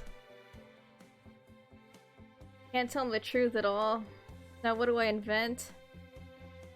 It's just really uncomfortable to talk about. Dude, I need to stop babbling. What should I tell him? There's a good reason. You can tell me anything. Think faster, Taro. A reason? What could be an embarrassing and comfortable reason for me to not go to dinner? Okay. So... Okay. Last night, I didn't eat and ran into my room because... Last night, what did I see last night? He hesitates for a moment before speaking, overwhelmed by a sense of enormous shame. Wait, did I see something? Go on. Dad, I'm sorry. I did it because... And, well... Oh my gosh. This guy sounds like me when I'm trying to explain myself to somebody and they're grilling me really hard and I'm just like, I can't think because I'm thinking 5,000 miles an hour. My mind just goes blank. Oh my gosh. Design, he takes a deep breath before spitting out the following words. Yesterday... Oh... I haven't... Taro, why? Yesterday, the sexy cowboy cat site had free access to everyone, so... Oh.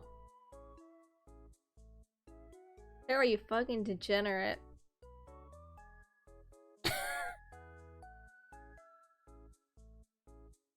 Dead swell, like... Okay, son. I understand, son.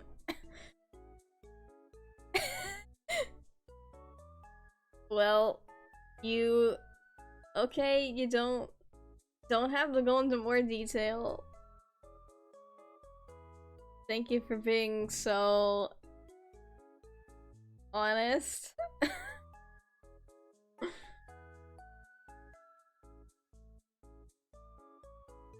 So that's why you left your uniform in the bathroom quickly? Yes. Oh. I understand. Well, it's completely normal, my dear son. You don't have to be ashamed of yourself. Your age, I also locked in myself in my room for hours.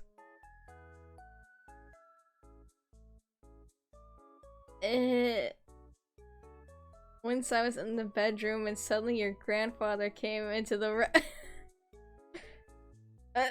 Dad, please, can we just pretend this didn't happen? Okay, sorry.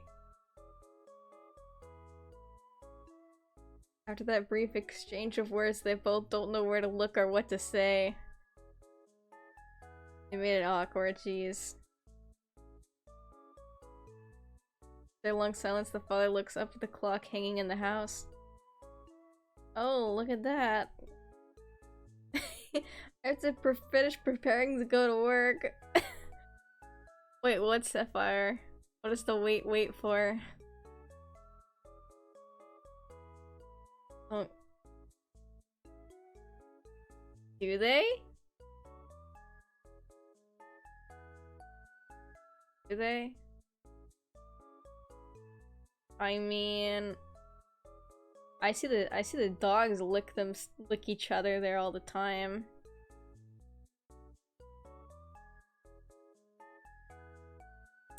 Oh, you know what? Yeah. I don't know. They probably have a thing to mount.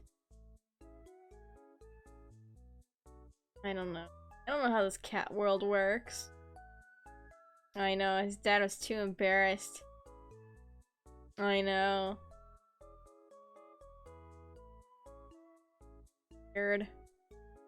Well, apparently they can pick their boogers and eat them in this world too, so I don't know. The consistency's kind of weird, like how they have that fruit bowl and like I assume coffee machine in the background, but they still only eat cat food. So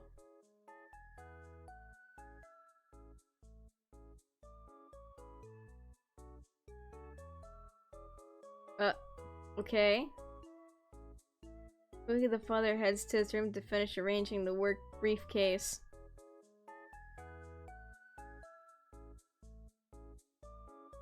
Are you proud of that, Taro?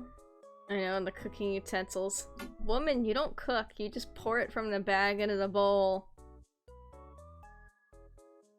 I know, I love the zoom. Fruit bowls for knocking over, true.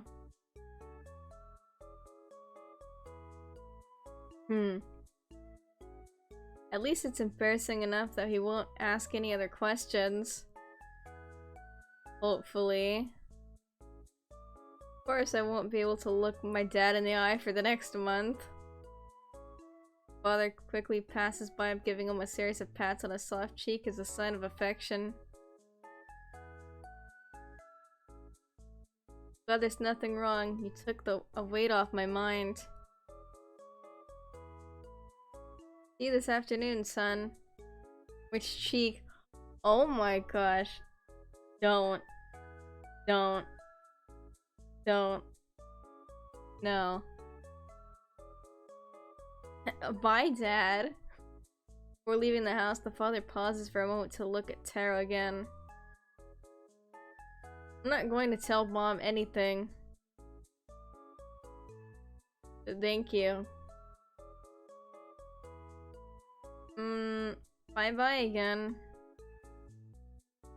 After those words, he leaves the house on his way to work. Sometimes it's worth sacrificing your dignity for cats that you love. How sweet you've been. Oh, what a horror. I can't get that image out of my mind. And to think this is just the beginning. Take this matter pretty well for a cat who just told his father which hot side he prefers. The end result remains positive. What reason is there to create unnecessary concerns? Wow, what a rare sight. Throughout the course of his life, I've seen him use that expression very few times. He's actually using his brain.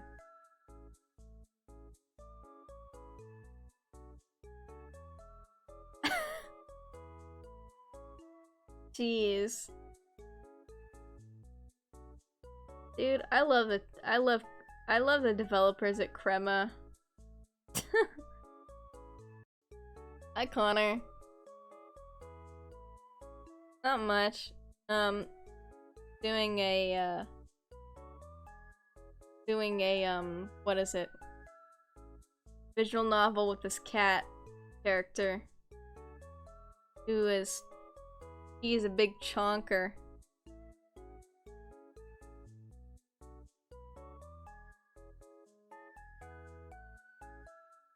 Hey, that is not true. I use it all the time. Wait a minute. Despite the rude words, Taro returns to his original thought. The path you take isn't important. What matters is the final result. All I've done throughout my life is look for an answer to my problems. Not realizing that I was the one who created these problems in the first place. That is not exactly how it went. I just have to stop causing them. Don't you think you're simplifying things a little too much? Those words make Taro think of the issue like never before, unleashing a strange feeling in his body. Of course. I don't need anything but a little positivity. But it's not that easy. I'm just gonna focus on that. Taro, listen, it doesn't work like that. I'm gonna stay positive.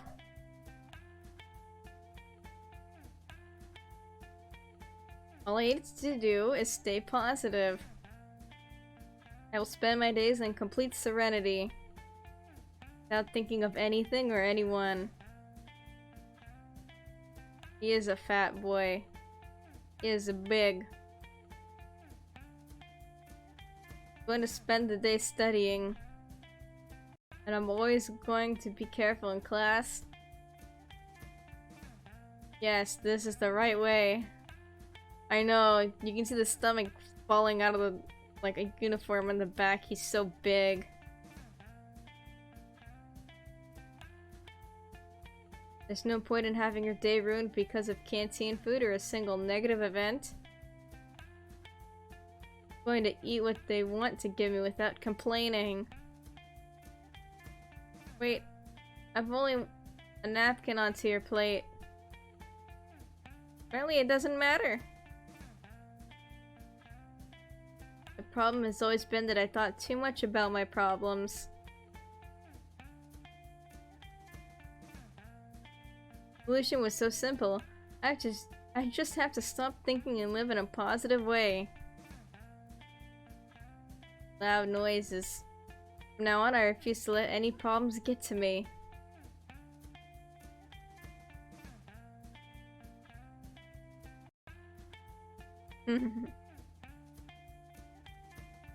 The look of someone that's dying inside.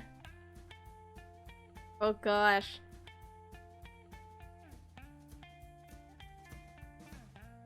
It's... yeah.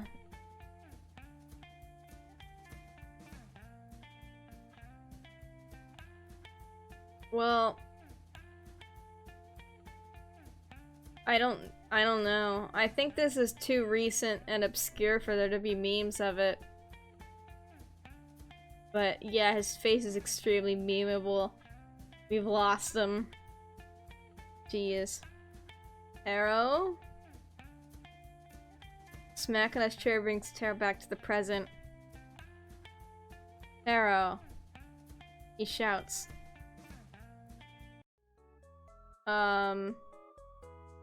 Yes? I just asked you a question. I didn't hear anything.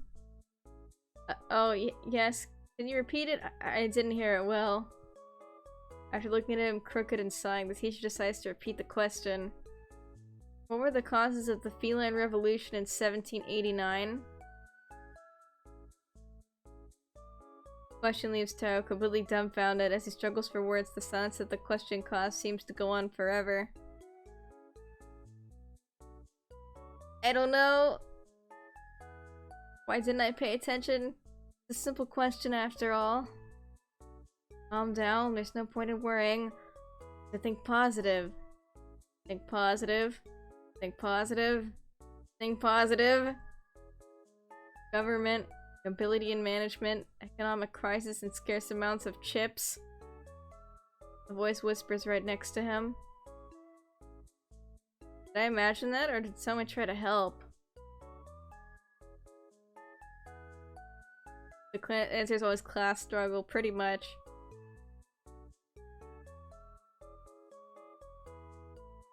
I don't think that's wrong with the answer. Though his personal judgment warns him to be wary of a random suggestion he hears, his instincts tell him exactly the opposite. It was caused by the lack of management by the nobles, the subsequent economic crisis, and the scarcity of chips. Sighing, the teacher goes on to say, "That's correct, but try to be more attentive in the future." Can't believe it. He still thinks, astonished, and then responds by stammering. Sure. Well, let's go on. Teacher answers and proceeds with his lesson. Gosh, that face again. I think that's possibly my favorite face of his. I really risked a lot. The more he thinks about that succession of events, the more convinced he became of one thing. Being positive really works. I was so worried about my problems. How stupid of me. My problems are over now. Psst. Hey. A voice called for Tara's attention. By a whisker, eh? You did well.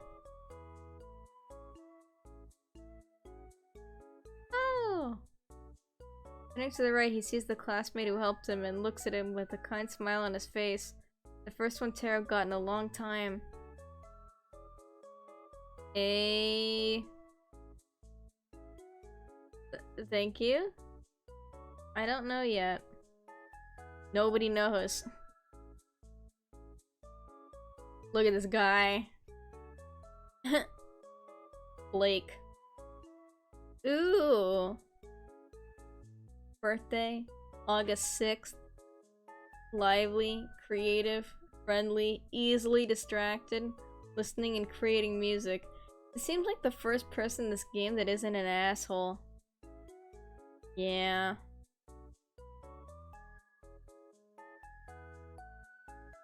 Alright, I'm gonna say I like this person. Don't make me eat my thoughts.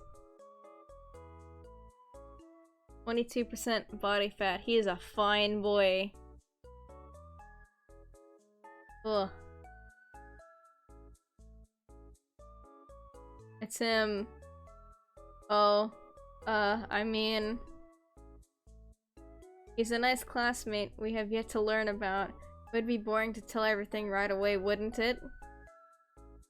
Oh, the narrator knows there's some sauce.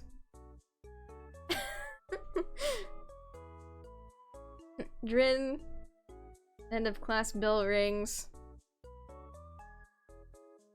Deep in thought, Taro approaches the exit of the school when he notices another group of cats that partially obstruct the passage of the corridor to watch a scene unfold while the others went on. Again? Tell them come out of the bathroom before the injured cat came out. I don't want to be there when the teachers arrive. Let's move. This again? Seized by a strange feeling of interest, he decides to approach too. Oh, they're so big, jeez. That one looks like a wolf. So huge. Making his way through the motionless cats, he gets almost to the front row, seeing clearly what is going on. What's... Tara's gaze lands on a cat who's trying to make himself as small as possible. Tara immediately sees the scratch over his eye. Not knowing the names of any cats present, Taro numbers them in his mind. Cat 1 and Cat 2. Oh. Oh no. What a bad wound you have near your right eye. Con, isn't that... Rubbing his eyes in disbelief, Taro notices that one of the three bullies in the center of the attention is Joe. How do you join a group like that?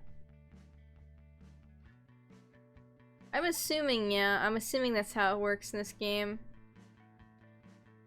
Everybody is just a random face in the crowd to him because he's such a shy, anxious boy.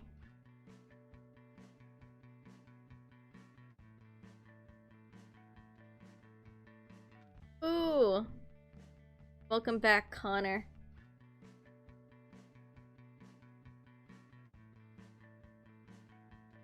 It looks like a bad fall. Look how ruined your backpack is. It's all messed up. Don't they even have a little compassion? Did we warn someone? Oh, a teacher will pass by soon anyway, I'm sure. Really should see a doctor, you know. That wound doesn't look good. How's no one doing anything? Are they all stock still? Gotta be more careful. Just as the three cats move to leave, Tara notices another familiar snout in the crowd of cats he was observing. Isn't that the class president? Good, he's here. If there's anyone who can talk to the teachers, it's him. The cat appointed to class president is elected by the majority of student votes and has the responsibility to represent the other students at meetings with the teachers. They also have to take extra lessons to keep up with the curriculum. They're responsible for all students in their class as well as their behavior. In practice, their importance is almost on par with the teacher. Their word matters a lot in front of the teachers and the principal. For this very reason, Taro is convinced that he is the most suitable cat to intervene in such a situation. Out of the blue, the class president leaves the group he is watching and goes on his way.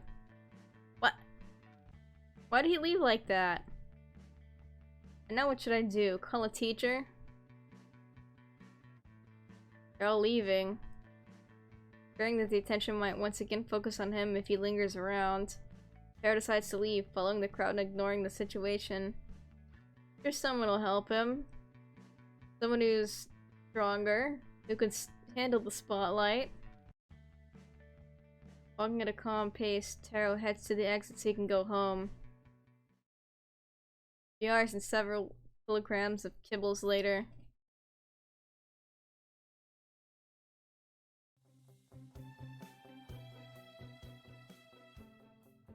What a day, he exclaims, thinking back to the events of the day as he continues to stare at the ceiling. The cat in my class helped me. Don't even know his name, but he was kind. Talked to another cat. A real conversation like the ones that other students have every day. Well, it wasn't really a proper conversation. Method of staying positive really works, and I'm still getting ignored. How do I even bother? What if I see him again tomorrow? What if he wants to talk to me? I don't know anything about him. I think we should do some digging. We need to find out all his favorite interests so we can fake like them for getting on his good side until he finds out, and then it gets awkward.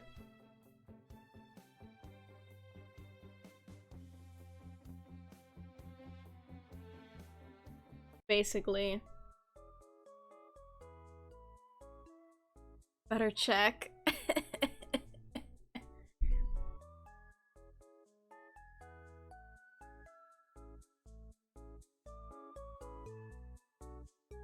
Gosh. A little push, he gets out of bed and towards the PC. Click, click, clicks.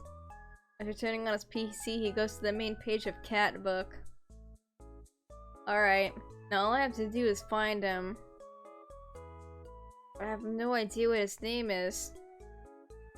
I know he's gonna get distracted.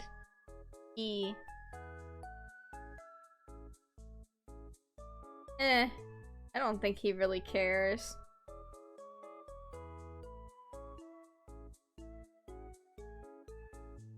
How do I find him? The click clicks. Maybe I should search among the cats that go to school with me. After searching through the school page, he looks at the cats who follow the page.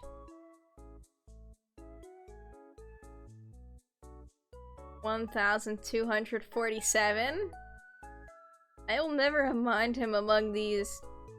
What do I do? What do I do? I don't know anyone who could have him on our friends list.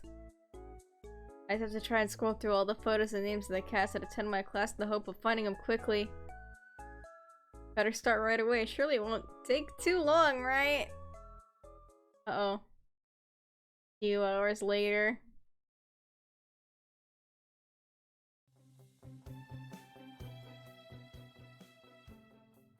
This is not him.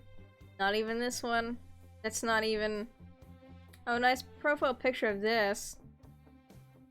There's a landscape as a profile photo. I don't even know if it's him. Yeah.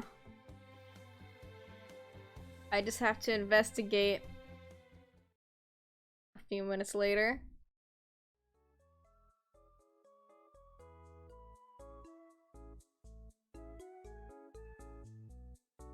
In the end, it wasn't him. I had to browse through 6 landscape photo albums and 2 religious photo albums to find a picture of the owner. I was even interested in these things. Going back to scrolling through the list of cats, he notices the list has changed order. Oh, that's the cherry on top right there. Don't you love that? When you click something and you go back and then you have to start at the top or the thing just... Yeah, no. That's why you open a new tab, so this horror doesn't happen. No! Oh no, that's why I write my essays in Google Docs, because it auto-saves.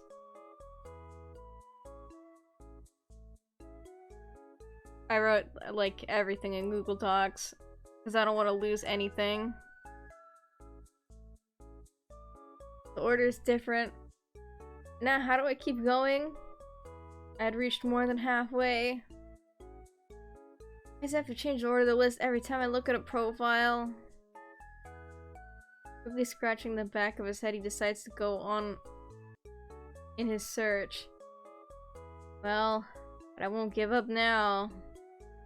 Tick tack tick. I won't be distracted for a moment until I find his profile. An hour later. This dude is gonna get no sleep. Exactly like you said, Connor. This dude is gonna be so exhausted.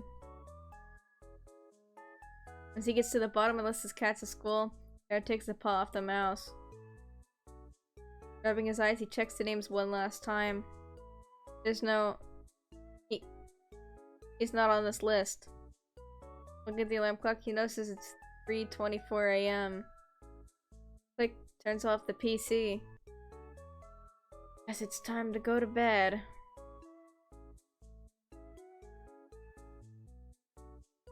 Slow and tired steps, he heads to the bed and then lays down, not even bothering to tuck himself up. What a waste of time.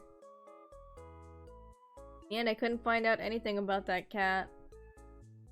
Doesn't matter. If he ever comes to me again, I'll try to use my irresistible charm to start a conversation. I hope that's a joke. Hush. I'm not talking to you. Anyway, the important thing is to stay positive. And now it's time to sleep. Unable to think about anything else, he closes his eyes slowly, falling into a deep sleep. Day 4.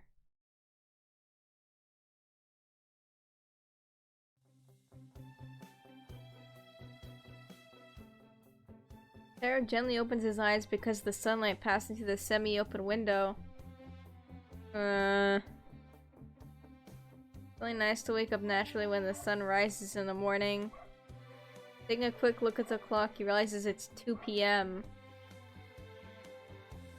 Never mind. Sniff, sniff. A tempting scent skims his nose. Sniff, sniff. Turning to the direction the smell comes from, he notices a well-sealed bowl of steaming food with cutlery resting on top of it. Well, yeah, this is only 5% of what the full game will be if it in fact does get made.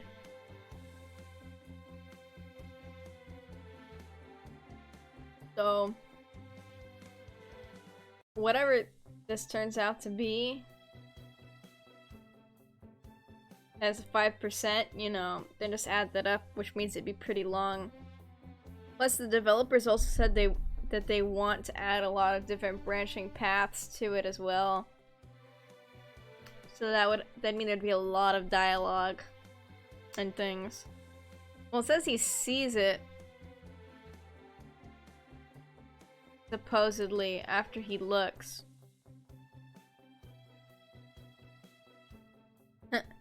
Food. Rising suddenly, Taro immediately heads to the bowl. They must have left me some leftovers from lunch. A piece of paper slips into the floor near the bowl. Huh? Grabbing the leaflet, he realizes that it is a folded note. He opens it. Left you some salmon with potatoes, sleepyhead. Dad and I went out shopping. Look after your sister, please. Salmon. He hasn't prepared that in a long time. Before he can pick up the cutlery, he sees the door already ajar, slowly opening. Beyond the door, his sister Aya is sitting and staring at him with a cheerful smile. No, they care about him. But he just likes sitting and sleeping and eating all the time. So...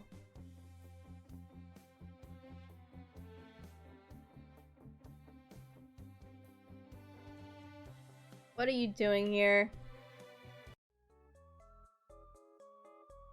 Mom said you have to look out for me. You don't have to be in my room to be looked after. But I waited for you to wake up. You have to look after me. So... did you watch me sleeping? You do a lot when you sleep. That's none of your business. Now get out. But you have to look after me. Looking after you doesn't mean I have to spend time with you. It just means I have to make sure you don't set the house on fire. Now get out, please. I'd like to eat. But how can you make sure I don't set fire to the house if you don't keep an eye on me? Let's play something. Are you kidding me? No? Let's play something. Now, how do I get rid of her? Oh. Hey, do you want to play with the blob paper? It's just bubble wrap, in case you're wondering. I can't pronounce it, that's why she calls it blob paper. The one that crackles? Mm-hmm. If you promise to play in your room, I won't tell Mom you played with it. Alright, give me the paper now. Come with me. Leaving his room, Taro heads to a very high cabinet. Gonna pop it all. Well, yeah, I mean, you can't just unpop the bubbles, so...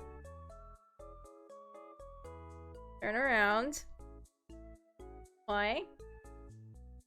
I said I'd give it to you, not that I'd necessarily show you where it is. After Aya turns the other way, Tara scrambles to the top of the closet to get the bubble wrap. After carefully closing everything, he gives a small piece of bubble wrap to his sister. Here you are. Enjoy yourself. Grabbing the wrap, Aya happily runs to her room. Thank you, big brother. Pop, pop. Now that Aya's quietly playing, Tara goes back to his room so he can eat.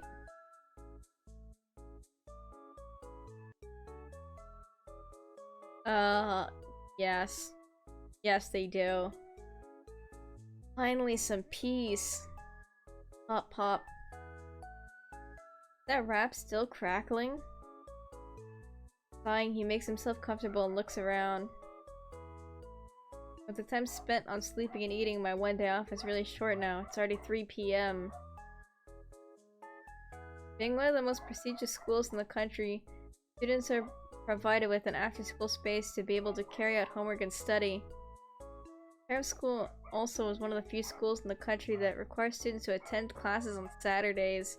Gross. Can you not remind me of how little free time I have left? It's Sunday. I have no homework to do, and tonight the episode of an anime I looked forward to comes out. Time to relax.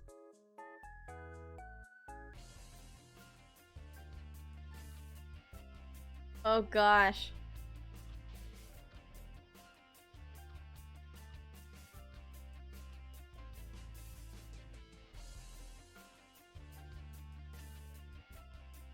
How many Cokes is he gonna drink tonight?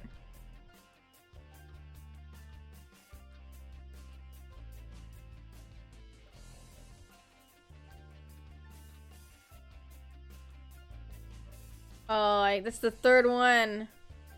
Oh gosh. 3 Cokes? Jeez.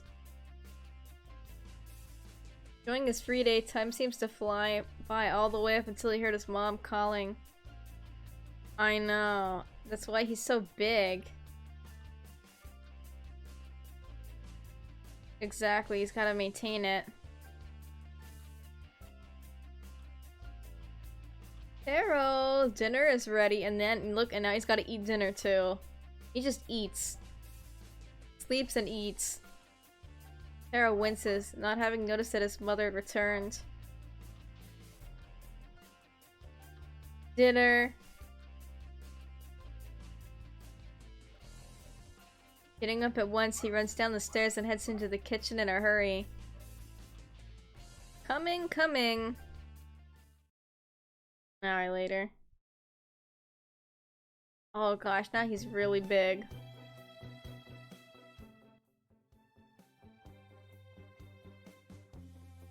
I ate too much.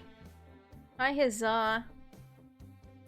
Not much, really. Just playing a game where,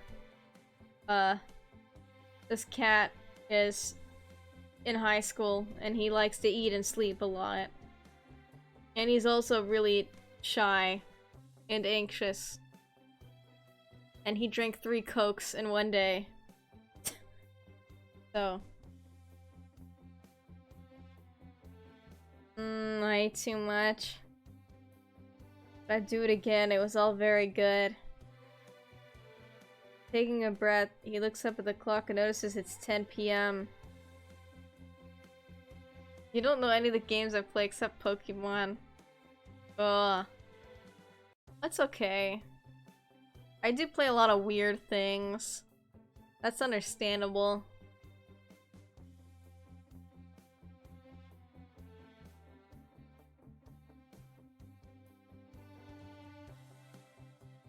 Pretty late. I wonder if the episode's already out. After going to the PC, he sits right in front of the screen and then turns it on. Click. He types the name of the anime into the search bar. Let's see. Once he reaches the page, he sees that the first episode has come out. Here it is. Is out. At last. Knock, knock, knock. Someone knocks at the door. Yes. In 5 minutes, I want to see you in bed. But I have to watch this episode of a new anime. You've had all day for that. But, Mom, it has only just come out. Please. I'll watch this and then I'm going to sleep, I promise. Alright. I'll be back to check in 15 minutes. Oh my gosh. After those words, Mom goes back to her chores. But it lasts 25 minutes? I don't know. I think it's just because his dad has a good job and pays the tuition.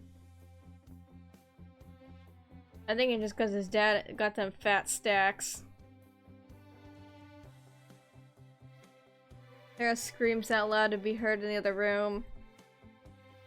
Alright, I'm going to return in 30 minutes then. Mother answers in a resigned tone. Good. After getting comfortable and putting the video on full screen, presses start and the episode begins. This is the story of how I became the greatest heroic cat the world has ever seen. After thinking about what he wants to do when he grows up, the main character goes to a specialist to find out what's special about him. Better give up. Only special individuals can aspire to that much. You have nothing special. I'm sorry. Despite the disappointment in finding out he is the 1 in 1,000 without anything special, the mother of the main character tries to comfort him. Really? I don't know. I don't watch anime. I don't know. I don't get any of the references that things make. I'm sorry it went like this. By luck, the main character meets his lifelong hero. Wait a minute. All cat. Even if I have nothing special, I can still become an heroic cat. Okay. Not possible. Without special abilities or unique features, you can't aspire to do anything. Sorry, but I won't lie to you. Go back home and find a criminal who was holding someone to ransom. Stay back. That criminal caught a middle-class cat. Can't we do anything? No. With the hostage in his hands, we can only wait. Boy, where are you going? Main character can't stay still. He runs to the hostage's rescue even though he does not know exactly what to do. My legs! They started to move on their own. Wow. Afterwards, the professional hero saves the situation so the main character can go home.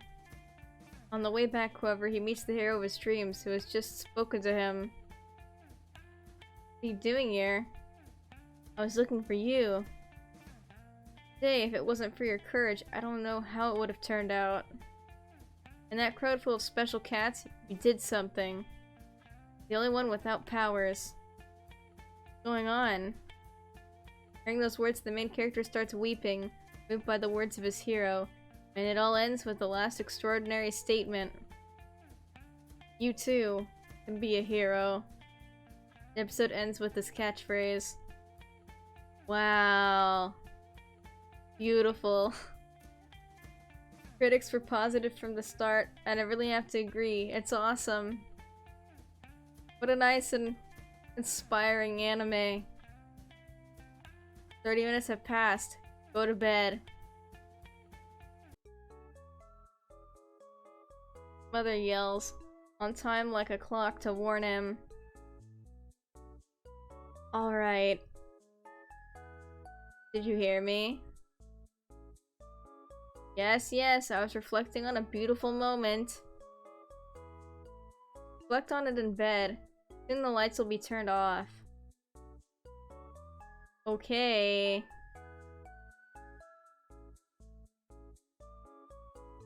Before he could get into bed, his mother talks to him again from the hallway. Get up earlier tomorrow. You have to take a shower. But I don't want to. Tomorrow you go to school. And no, you can't skip it. Why do I have to get wet just to go to school? Because you smell like bad cheese. That's not true. Sniff, sniff. I'd better take a shower tomorrow. Exhausted from barely doing anything, he rolls toward the bed. Ah, yes. He was catching up on the new anime. Can't wait to see the next one. Remembering the final scene of the episode, cold shiver runs through him with enthusiasm. You too can be a hero. What a statement. Today was a really good day. Sniff, sniff. Maybe it's better to set the alarm 30 minutes earlier. I can take my time showering then, and after that I'll have a good breakfast too. I want to start with the right paw tomorrow. Finally getting comfortable, Taro closes his eyes and almost immediately falls into a deep sleep, as usual. Day 5. Beep, beep, beep, beep, beep, beep. The alarm goes off. Oh. I have to take a shower. Oh gosh, you know what? I was thinking that maybe like 15-20 minutes ago. I was thinking the same thing, like, wait, yeah, we're both we're both doing one. Except mine doesn't have cat girls that call me master. Okay. This one isn't weird. He immediately heads to the bathroom. Takes off his clothes, gets into the shower, and starts licking himself. It takes a good 10 minutes, but in the end he manages to clean himself well. Finishes with a very fast wash with water on the snout. At Panyan. Oh, jeez. I think what the main character in that game should have done was just accept that he's a degenerate and not be like, oh, sorry. Oh, I'm just new to this. I think he should have just embraced it instead of being weird. All clean and fragrant, he comes out of the shower. The towel and hairdryer, he dries all his hair in no time, pausing only to gaze at his satisfied-looking reflection in the mirror. Now that's much better. I know. His robe is very big.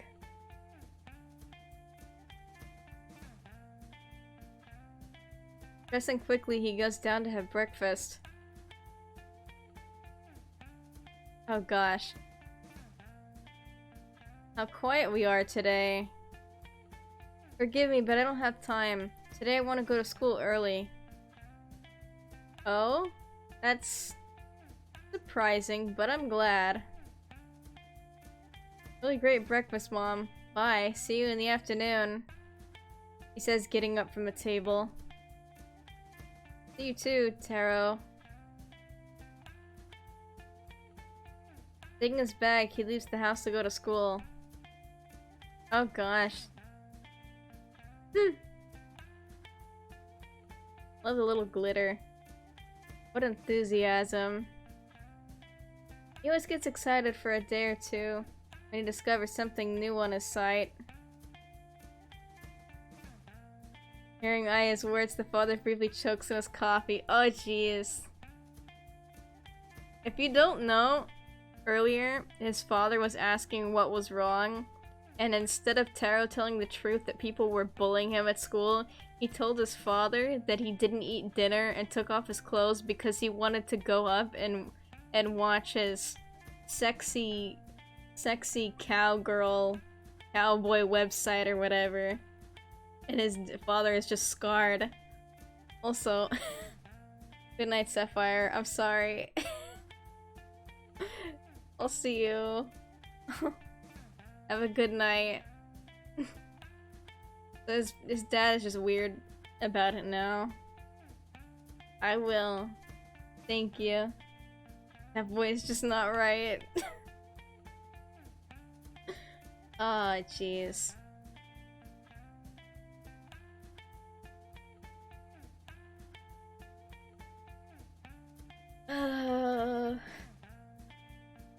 Hearing Aya's words, he's like, oh. Honey, what are you doing? I just have to go out now. Monday is hell.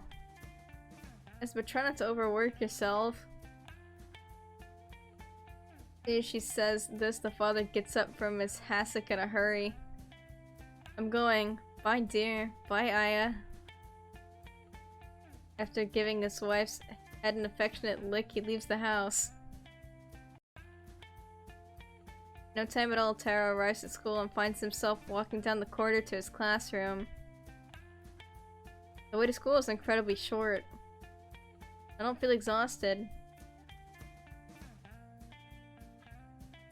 Walking down the hall towards his classroom, he notices a familiar snout. But it's the cat who was wounded last Saturday. Looking at his miserable expression, a strange feeling fills Taro. No one talks to him and they avoid him almost as if he were sick. Maybe I should talk to him. That's when the hero of his favorite series comes to his mind. What would he do? Well, you don't even know this cat and you never talk to him. Don't you think it's inappropriate to put your muzzle into matters that don't concern you? Anyways, I'm gonna talk to him. Without thinking twice, he approaches the cat standing in front of the lockers. Hey, hello. What am I doing? Making a fool out of yourself? The cat, hearing his voice, turns to Taro with a crooked smile. Hello?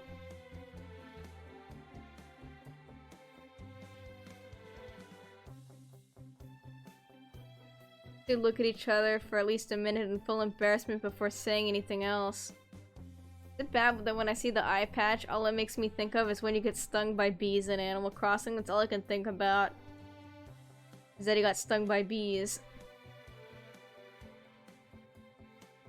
You need anything? How are you? Oh gosh, they're both socially awkward.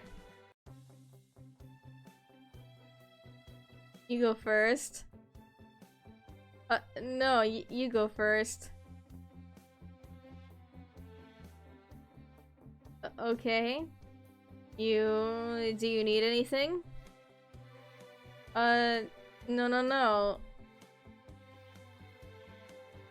Well, if you don't need anything, I'll just go. No, I mean, yes, forgive me, I just wanted to know how the wound in your eye is doing. I know. Oh gosh. They don't know how to keep the conversation going. Oof.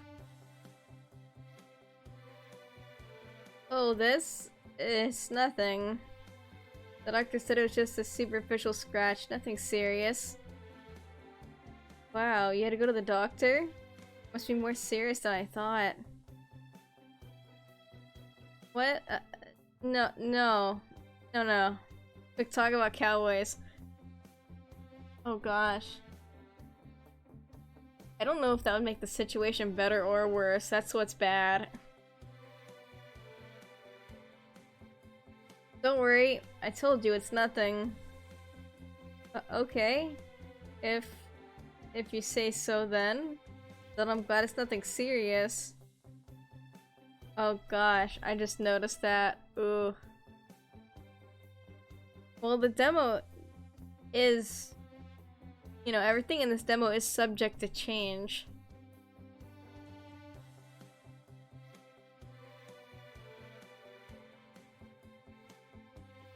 It did have, like, an anime opening. So, I think that's where some of the budget went. I'll have to be more careful not to fall over. He whispers in a low tone. Another awkward silence falls over the two cats. Huh.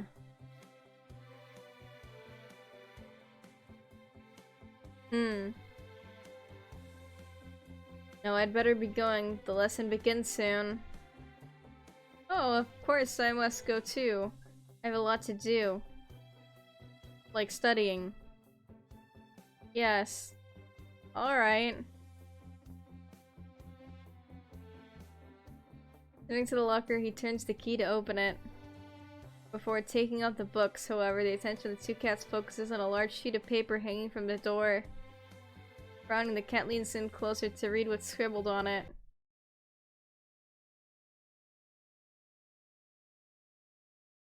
Hey, One Eye, aren't you ashamed to show your shitty face here after even your dad doesn't want anything to do with you? No wonder you mom needs her daily dose of booze to forget about the shit you hazed.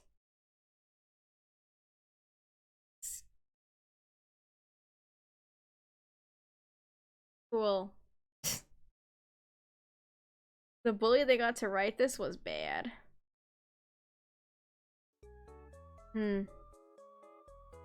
Taro quickly takes the sheet hanging from the other cat's locker and fiercely tears it into 1,000 pieces.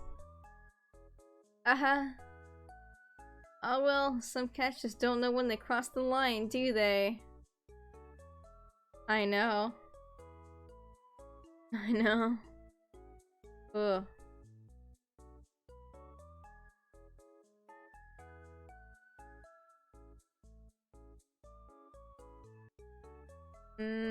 That's true. Someone doesn't know when to mind their own business.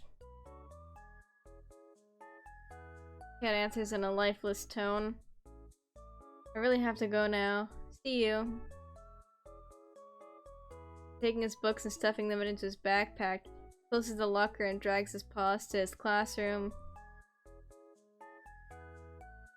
Oh gosh. I think there is a tier on the Kickstarter where you can design a character, but I think it's a lot. I think it's like a lot. Too much. Too much. Oh, I have it. Sorry. Twitch isn't like YouTube. You can't just have like a thing right there, like a description box for each video. It's like that. There's the Kickstarter link. It's like what? It's like almost, well, maybe a third of the way to its goal, almost kind of at the halfway. It's getting there.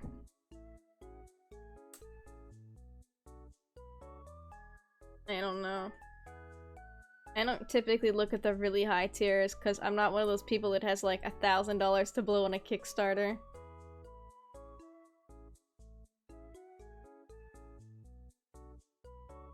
The next moment he disappears among the crowd of students.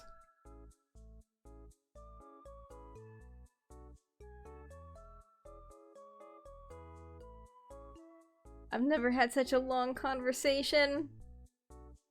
Gotten into me. I spoke so naturally and loosely. In your dreams. I've been phenomenal. No, not at all. Almost heroic. I think you're being delusional. I'm speechless. Although I would have liked to find more comforting words. Next time I'll do better. With quick movements, he picks up the pieces and puts them into the dustbin. When the janitor passes by, he's going to throw them away. Uh-oh. Oh gosh. You're getting in the way. We have to stop, move to one side at least. I'm sorry? Before proceeding, the newly arrived cat turns a glance towards the garbage. Small fragments of derogatory words. They immediately let them know it was a bullying message. Did he rip it off? He asks himself aloud as he keeps looking at the fragments that note. The class president set it up. This bitch. Oh my gosh, he's doing that face again. Is that the class president from before? I know. Oh gosh. I don't think you can. I think I'd get like suspended or expelled.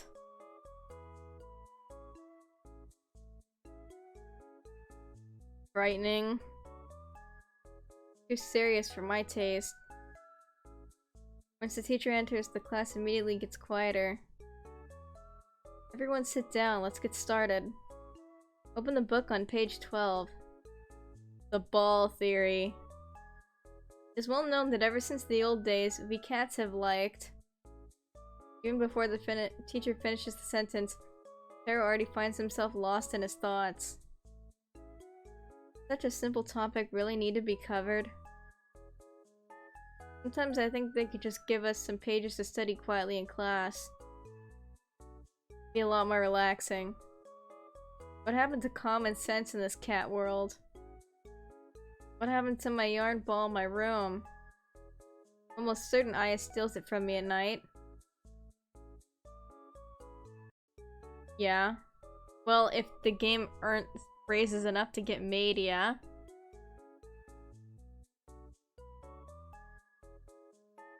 To get the DLC though, at least in the Kickstarter, you have to pay a lot. So I'm like, yike. Yike. A beach episode. An episode where he just becomes Kirby and inhales all the food. I don't know.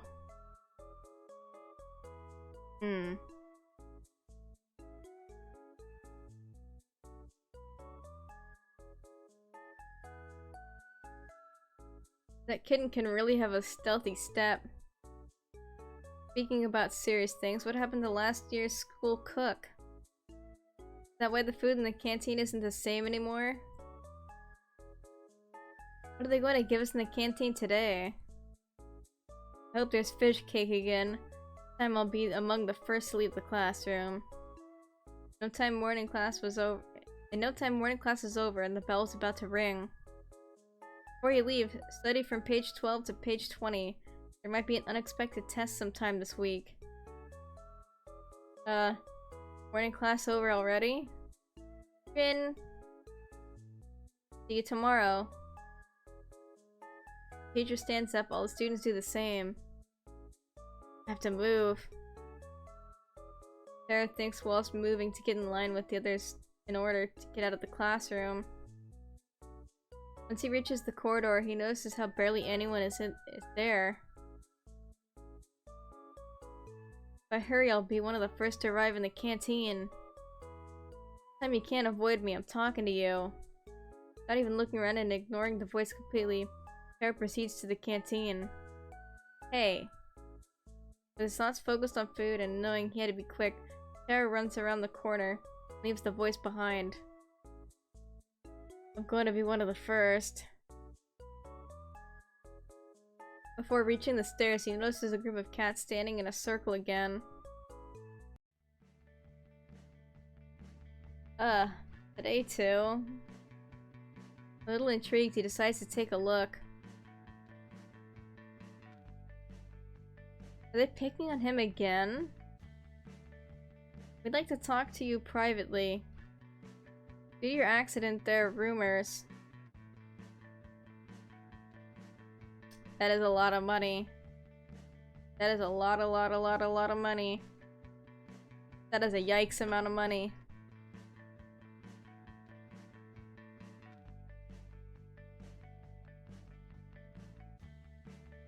$1,000. $1,000 to be a freaking self-insert. You can't blame them for having such high things. You know, because a lot of these things, it's make or break with funding. So it's like...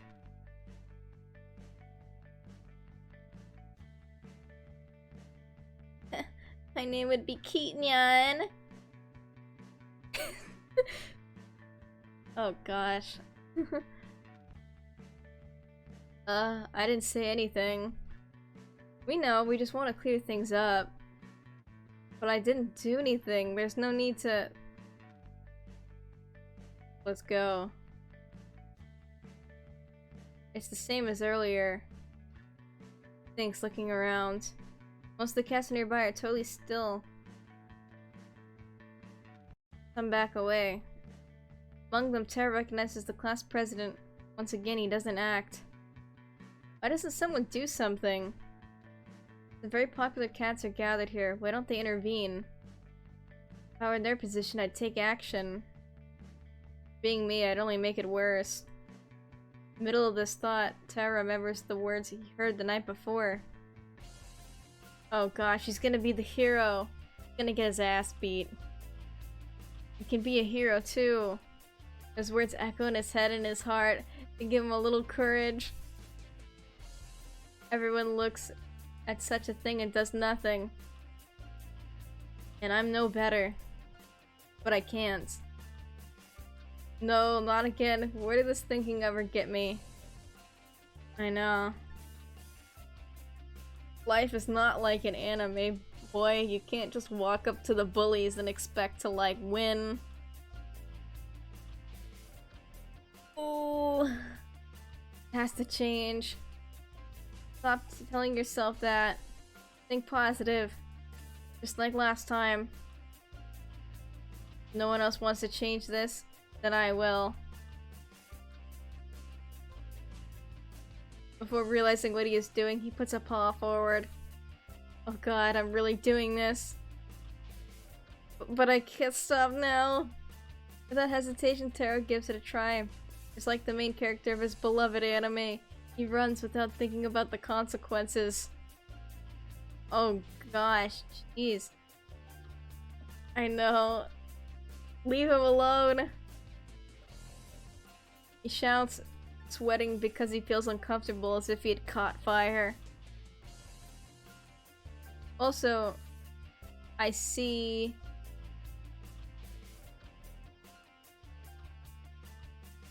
Does he not have claws? I only see the toe beans. I don't see claws. Or is pulling out your claws in school, like, illegal? Feeling starts in his hind legs and crawls all the way up to his head. And who's this? All the cats in the corridor turn to him, speechless. Have I gone crazy or something? Oh gosh, that face.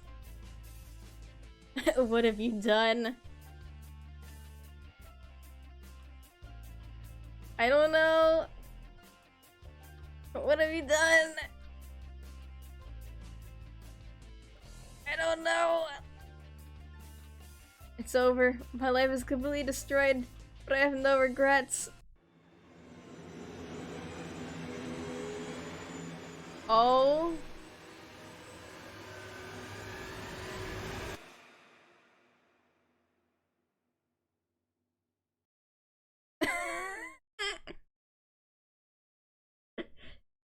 Fucking game.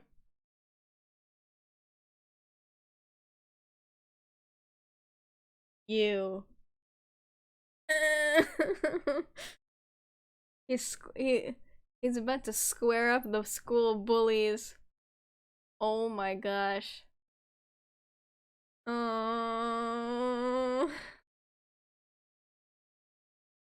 Hey, what's all that fuss about? Why are you all blocking the corridor? Move. Teacher says aloud. By the way, there's no music right now. It's just silent. As soon as I see him, everyone except for the mistreated cat disappears in an instant.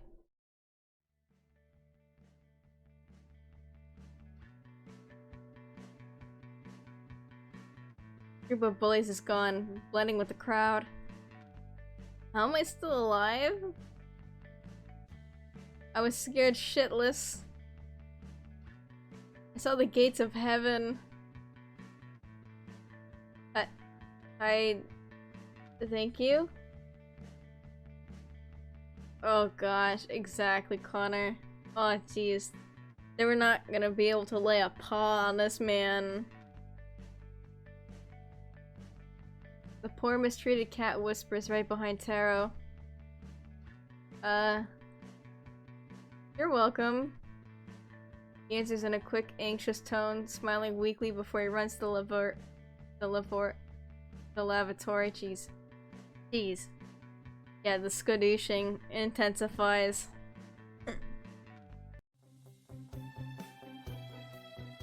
Well, his mother's fatter than him and says that she practices martial arts. So, if she can do it, I guess he could do it. Yeah. Oh god. Oh god. I feel sick. I think I'm going to throw up. Paperback. I need my paperback. Oh gosh. He takes out a common paper bag and starts breathing inside of it. Oh god. That's better. I know. He is so big. When you see these like behind shots of him, and you see the stomach hanging down so low.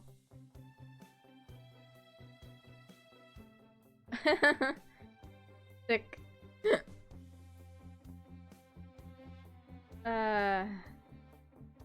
What now? Suddenly remembers what he was doing previously. Gratefully, he clings to the thought of being able to snatch one of the fish cakes so he can forget what just happened. I have to go to the canteen. I don't think anybody took notice. But only those 10 cats who were there know what happened. Yes, just keep telling that to yourself. Absolutely no one will talk about one of the only students who stood up against the most feared bullies of the school. See? Everyone's already gone. Feels a little better and walks to the canteen, trying not to think about what has just happened. Once there, he takes a bowl and becomes aware of a strange background buzz. He realizes that every one of the students is looking at him.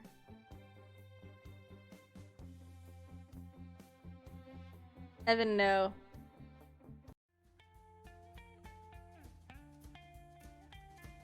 What did he do? See what he did? He must have gone crazy. Sweating a lot. They all talk about it. They're talking about me. He knows. She knows. He knows. Oh. The eating. Looks tasty. Oh, why are they laughing? I'd be scared shitless. What a strange cat. Not even getting food, he sits at a table trying not to cross the eyes of others. It's a nightmare. I want to hope that this is not taken too seriously. Out of the blue, a paw wraps around his neck, passing from behind his back, like a friendly embrace. Taro, what have you been up to? The voice behind him says in a strained tone before breaking into a casual laugh. No, Who's that? Please leave. So he tries to look towards the cat, holding him under his paw. The force that the cat exerts behind him does not allow him to turn his head. Somehow, you're always in my way. Just can't help but notice. Actually, I didn't want to. Kind of like we're tied together. The tone of his voice grows calmer, deeper, deeper, deeper, and clearly irritated. As if it were fate or destiny that always makes me find you between my paws. Hearing that voice again, Taro suddenly recognizes the tone, and instantly he freezes. Joe? Feeling of dread spreads from the soft cat's paws all the way to his head. You come here to make me pay? We're in the midst of a lot of cats. Looking around, he sees that the cats are eating in the cafeteria, act like nothing out of the ordinary is going on. Like with the other cat, they stay out of this. Tara's feeling of anxiety grows stronger until it almost becomes unsustainable. Somehow you always find a way to bother me. Isn't that so, Taro?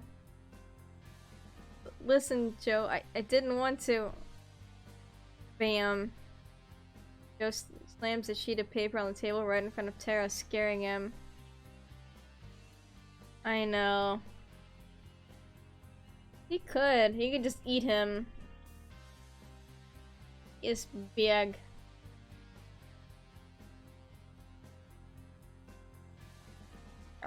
You're right. I just wanted to ask you one last thing.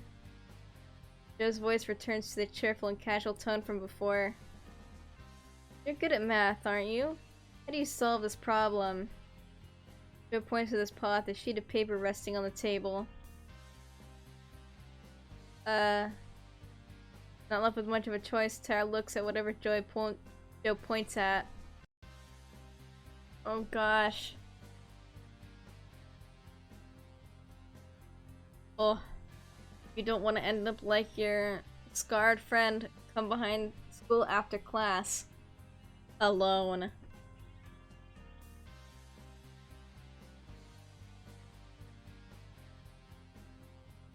Is that a threat?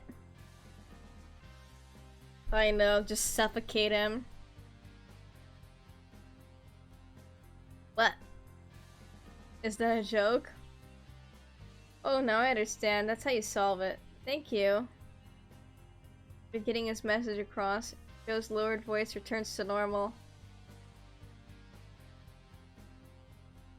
Well... Is it wrong? Dismount? Is it wrong?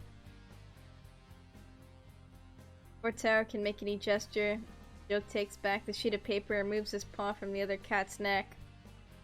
See you after school, Taro. Still confused by what had just happened, Taro decides to turn around. Oh my gosh.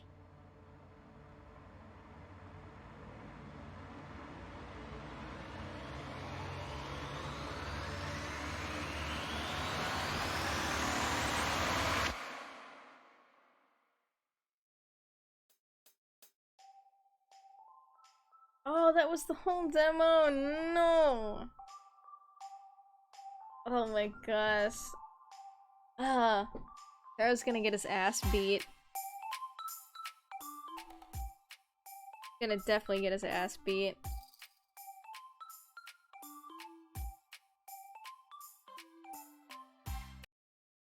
Oh. That was the credits. Thought they were gonna be longer.